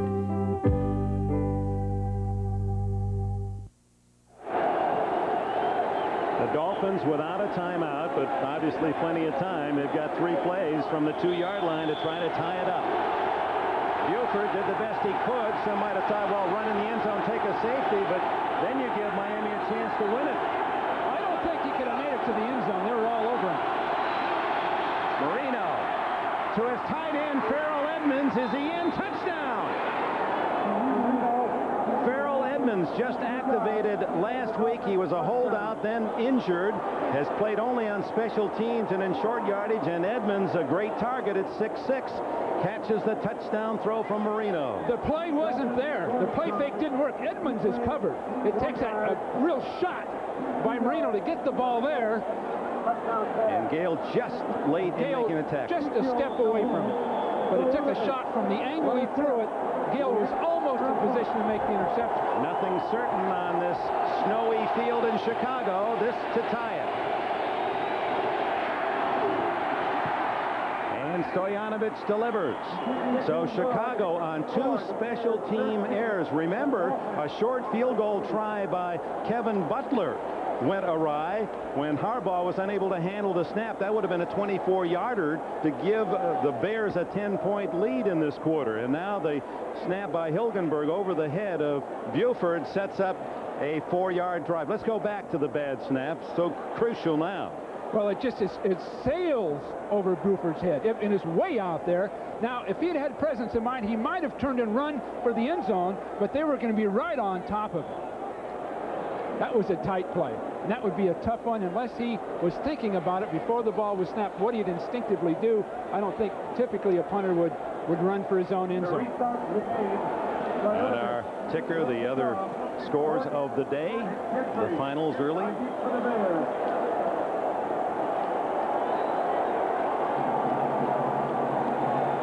And the late games, Seattle still leads by 3. Jets commanding. Philadelphia also apparently on its way to victory. Philadelphia is really getting a lot of momentum going. Marino to Edmonds. That's the first touchdown catch of the year for the tight end. Only his 4th of the season to tie it at 13. And plenty of time for Chicago. 1:51 left. And you'll recall how well they moved the ball on the opening drive of this second half. Of course, they took 11 minutes to get a field goal out of it. And they drove at the end of the first half for a field goal in just about this amount of time. That's what they need to win it. Stoyanovich, pretty good kick into the wind to Gentry at the 10. And hit at the 25-yard line. Well, under the circumstances, that's good kick coverage and good field position for Miami. Because Stoyanovich on the kick before this, the ball landed about the 15-yard line. So they did a pretty decent job with this wind of bottling up Chicago. And Harbaugh, as he ducks into the huddle, has 2 wild cards left, 2 timeouts left, 1:47 to go. As the Bears, in search of their 10th win of the year, their 6th in a row, need to drive some 55 yards or so to get into field goal position. They do have the wind at the back. Harbaugh should have plenty of time with a 3-man rush. He doesn't. Short pass and the tackle at the 32-yard line. Oh, they say incomplete now. It was not held by Wendell Davis. In this particular case, just 3 men will be rushing. Now, this pass rush, believe it or not, is going to almost get there, but just 3 people across that front, and then everyone else is playing man-to-man defense on receivers with 3 deep zone people back here. So it's good defense, but Harbaugh should have much more time to throw the ball. Vesty Jackson made the defensive play, 2nd and 10, and the give to Anderson. And coming up is Lewis Oliver to make a solid tackle for a loss. Oliver, who in his spare time manages a female vocal group 3 times Love, and he said they got a hit irresistible. Well, that's kind of his feeling when he sees a man in the open field, a tough tackler. He is a big hitter, big athlete. 3rd and 10. Harbaugh wide open. It's Davis struggling, and he may have gotten the first down with that second effort. They had him stopped at the 34. He lurches to the 35, and I think that's good enough for a first down. They stop the clock perhaps for a measurement. Good. What an effort. What an effort. Once that ball is caught, he's down. But he just stretches his. Now, nice job between zone defense. He should be tackled there. There's some hesitation right there, right at the end of the play. And Vesty Jackson doesn't quite get there to make the big stop. It was Magruder who hit him first, 3 yards shy of the first down, and Jackson unable to follow up. So first down, Chicago, 47 seconds left. Harbaugh a little deeper, complete to Gentry at the 48-yard line. 37 seconds, and there's a timeout. Again, right between zone defenders, and Harbaugh had to throw that ball about 40 yards to get it there. Now you'll see the set down right there by Gentry, right between those zone defenders, and there's the ball. Now that's excellent passing and a fine read by Gentry against that zone defense. 42, Chris Green, the rookie from Illinois, just fingertips away from deflecting it. Kevin Butler, who may play the key role in the Bears' regulation play with an opportunity at a field goal, has kicked a 50-yarder this season, and his career long is 52, but he is kicking with a sore right hip. Says it doesn't bother him so much in field goals, but it does affect his kicking off.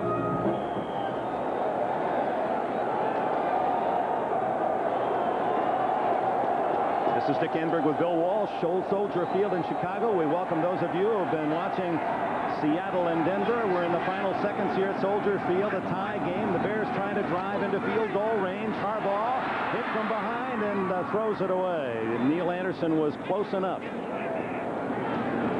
Amazingly, Miami's getting there with a three-man rush, and then possibly a linebacker who's reading his back if he blocks 3 rushes. But they're getting some heat on Harbaugh. And this defense will hold up if they can do that. 3 men rushing, getting heat on a quarterback. Wind chill factor here in Chicago, right about 0 now. The temperature in the mid-20s, dropping to 15 tonight. 33 seconds left. The Bears have 1 timeout remaining. They've led throughout until a bad snap on a punt gave Miami the ball at the Bears 4. Miami has just scored to tie it up at 13. That's Anderson trying to get out of bounds. He doesn't at the 41 of Miami. And the Bears have to hurry. 21 seconds. They have 1 timeout left. Harbaugh probably just ground this one. Yes. That stops the clock 14 seconds. They need to get the ball, I would think, Bill, even with the wind at their back, to about the 30 to give Butler a reasonable chance at a field goal. That would be a tough kick, even to 30. That's 47-yard field goal. I'd say the 25-ish would give him a chance. And they have the Bears probably 2 plays in which to do it. The wind is not a major factor right this second. It seems to have died down substantially. So if he can get the ball, if he can kick that ball anywhere from 42 to 44-yard field goal, they've got an excellent chance. 4 wide receivers. They are broken up and almost intercepted by Magruder. Good timing by Scooter Magruder, as they had the receiver on this side double team. Now there's playing the ball in the air. Now watch Magruder going up for that ball. Wendell Davis drawing double coverage. Boy, in this position, the zone defenders have to be ready to fly to the ball when it's in the air. 9 seconds to go here, Bill. So if the Bears complete a pass, those receivers have to call time immediately. And the receiver cannot run laterally with the ball. It'll run the clock out.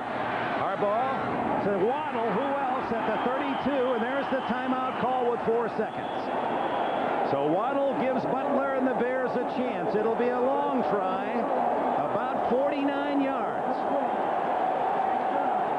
Well, this would be a marvelous kick if he could make it in these weather conditions. The Bears at this stage coming into this week's play with a second-best record in the NFC since they are 10-2. New Orleans 10-2, but they beat New Orleans. And this would be both at 9-2. This would be for 10-2. And for Butler, a 50-yard attempt. That would match his longest. There is a win from his back. Miami cannot be offside. Now, that would be disastrous if they were to move and give him 5 extra yards. This for the game. High enough. Not long enough. It falls in the end zone, and we go to overtime. Well, we knew he needed to get about to the 25. He was 5 yards short. Just couldn't quite get it done in these weather conditions. And the fact that he isn't 100%. And that ball goes heavy through the snow. I mean, you're not going to get near the distance. So Butler, very prominent in the course of this game. He kicked one from 32 at the end of the first half, a short one from 19 in the third quarter. That gave the Bears a 13-3 lead, and then missed on a 24-yard field goal in the fourth quarter when the snap on a short chance was dropped by Harbaugh, who was spotting it. And now a 50-yard hope, but while it's straight, lands short. And you see, trying to keep loose, he stayed with that jacket and trousers on as long as he could to try to keep warm. And now the coin toss to see who gets possession first in the overtime. Miami. You know, by the way, if Butler has a problem with that leg, McMichael is the extra field goal guy, and we watched him. Everybody was cheering. He made about a 15 or 20-yarder in practice, but boy, would Butler be missed. We'll return to Soldier Field after these words from your local station. Tonight, join Doug Stone, Clint Black, K.T. Osborne, Louis Anderson, Kenny Rogers, and us, Alabama, for Hot Country Nights on NBC tonight. Program you can relate to. Is it true that ice cream's not fattening unless somebody sees you eat it? I'd love for you to be part of the Jenny Jones studio audience. Call 836-9485 for reservations. It's one of the most technologically advanced, most rigorously tested fluids on Earth, relentlessly measured for maximum protection against the friction, the wear and tear, the heat and stress of today's engines. It is today's Quaker State. In Europe, in Japan, in America, Quaker State quality has passed the most demanding tests automakers can throw at it. At Quaker State, we don't just say we're tough, we're tested tough. The big Q is one tough motor oil. The Bud Light Spotlight is on Chicago. Hey! What I like about you, Chicago! You really know how to dance. The beer, the Bears. If you're from Chicago, you got to drink Bud Light. Bud Light! I like Bud Light more than air. That's what we like about you, Chicago. Hey! Deceptions, A Mother's Secret, NBC Sunday. So to overtime. One sudden death period. It's been a tough day on the division leaders. Washington has lost. Buffalo has lost. Denver and Houston have lost. And Chicago now tied. To the 35-yard line goes Tony Page. As we look at the rest of the scores on our 10-minute ticker. New England surprising Buffalo, and Pittsburgh getting ready for Dallas on Thanksgiving Day with a must-win against the Oilers. Giants are now 7-5. The Lions win their 8th of the year. Packers' 3rd victory. That's as big a victory Pittsburgh's had in a long time. Seattle's still in the playoff picture, as are the Jets and Philadelphia. From the 35, Marino. Mark Higgs for 4 yards. Higgs replacing Sammy Smith, who fumbled again today inside the 5-yard line. We go to New York. Dick, here's a look not seen on the game telecast earlier. It's from our affiliate in Tampa, WFLA. The injury to Jeff Hostetler, driven into the turf by the Buccaneer linebacker Broderick Thomas. Here's the word: injury to his lower back, fractured transverse process, no neurological damage. Phil Simms finished the game, quarterbacked them to victory, and obviously Simms will start next week and probably beyond. Dick? All right, Bob, it's Marino gunning to the sidelines, complete to Clayton. Well, they were in tune that time. It's been dysrhythmic much of this game, but on that occasion, Marino and Clayton on target and a first down, just shy of midfield. Again, pressure on Marino, and the ball was thrown late, and that could have been disastrous because Marino had to hold it and move and then throw that out pattern, and that's very, very scary, but he got away with it with that arm. This field position is so important at this point. At the 50-yard line, Miami has a distinct advantage. Higgs, the little guy from Kentucky, is to the Bears' 48-yard line, maybe the 47. Pete Stoyanovich, he has long range. In fact, has kicked one, well, remember in the playoffs, beat Kansas City last year with a 58-yarder. Has kicked a 59-yard field goal, but not in these conditions going in the direction Miami is going, into the wind from the north-northwest. Well, you have to give Stoyanovich the edge over Butler in this situation. Butler with a hip problem, Stoyanovich with the real strong, deep leg.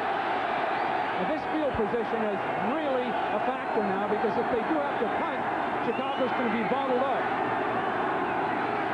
2nd and 6. Good protection for Marino. Now it breaks down, and Perry, the refrigerator, with Dent assisting on the sack. Well, that was a smart move by Marino. He wasn't about to unload that ball and get into trouble. Again, they've got field position. They don't want to lose it. So now Marino is going to protect that ball, go up inside, not going to take any chances. For the Bears, this is their 2nd overtime game this year. Remember that incredible Monday night win against the Jets, when it seemed the Jets had won 2 different times, and Chicago escaped and eventually pulled out a dramatic victory.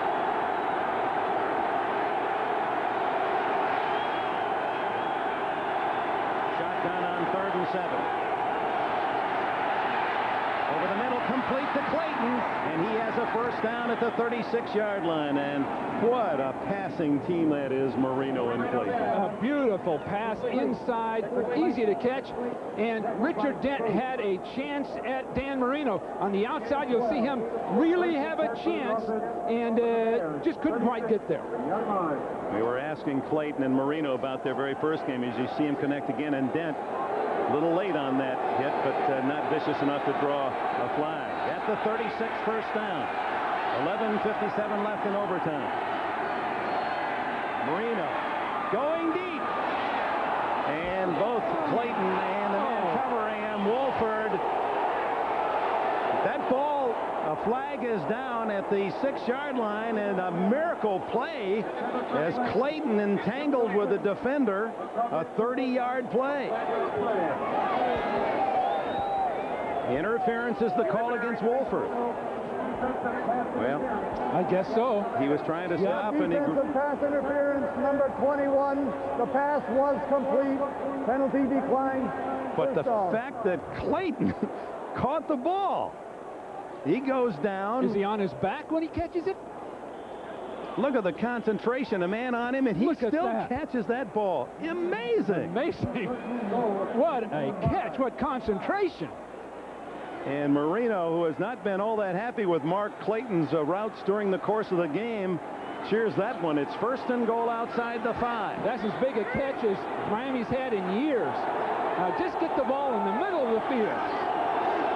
There it is. There it is. Marino just moves between the hash marks, and the call is in for number 10, Pete Stoyanovich. They've already dialed his number, and now for a field goal try that could win it for Miami. Remember, the Jets had that opportunity in that overtime game against Chicago and misfired. Pat Leahy could not connect. Stoyanovich today has been successful from 35 and from 22 yards. What a victory if they can get it over a big name, big winning team, because all they've been able to do all year is beat the weaker teams. This could do it. 27 yards for victory.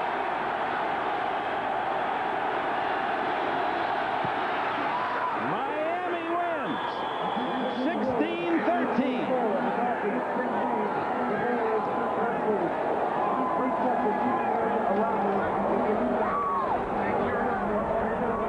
Shula's 305th career victory. He looks for his counterpart, Mike Ditka. Ditka undoubtedly not in the mood to shake too many hands as he let one get away. His Bears had it 13-3 late in the 3rd quarter, but Miami taking advantage of a bad snap on a punt. And then a miracle catch by Clayton. Stoyanovich, no doubt about it, right down midway. First victory by the Miami Dolphins over a winning team this year, and 61-year-old Don Shula, rarely that emotional. A win he needed to give his team hope of a playoff. In a cold weather season, cold weather year. Ditka with a wave saying, Yeah, that was a heck of a win for the Dolphins, who figured to have everything against them in freezing weather, and a team that had only beaten New England twice, Indianapolis twice, and Green Bay, 5 teams that are far from winning records. This is the victory that Shula had been talking about. We need to beat a quality team. They do it on the road in icy conditions, and our camcorder play of the game.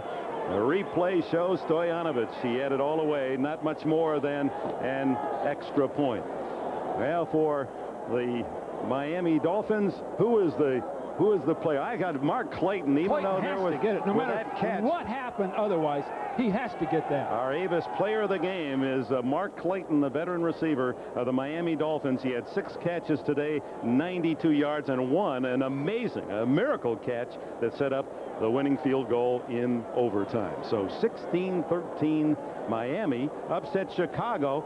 What an incredible day. All the leaders of divisions have lost today, 5 for 5, and New Orleans plays Atlanta tonight. Now, please stay tuned. We'll have all the scores and highlights with Bob Costas and the crew in New York, as Miami has given Chicago its 3rd loss of the year. And our Avis We Try Harder award, the play of the game and the player of the game, Mark Clayton. Hard to believe he caught the ball. That would have been interference anyway, but Clayton, with a remarkable catch, sets up the winning field goal. Miami goes to 6-6.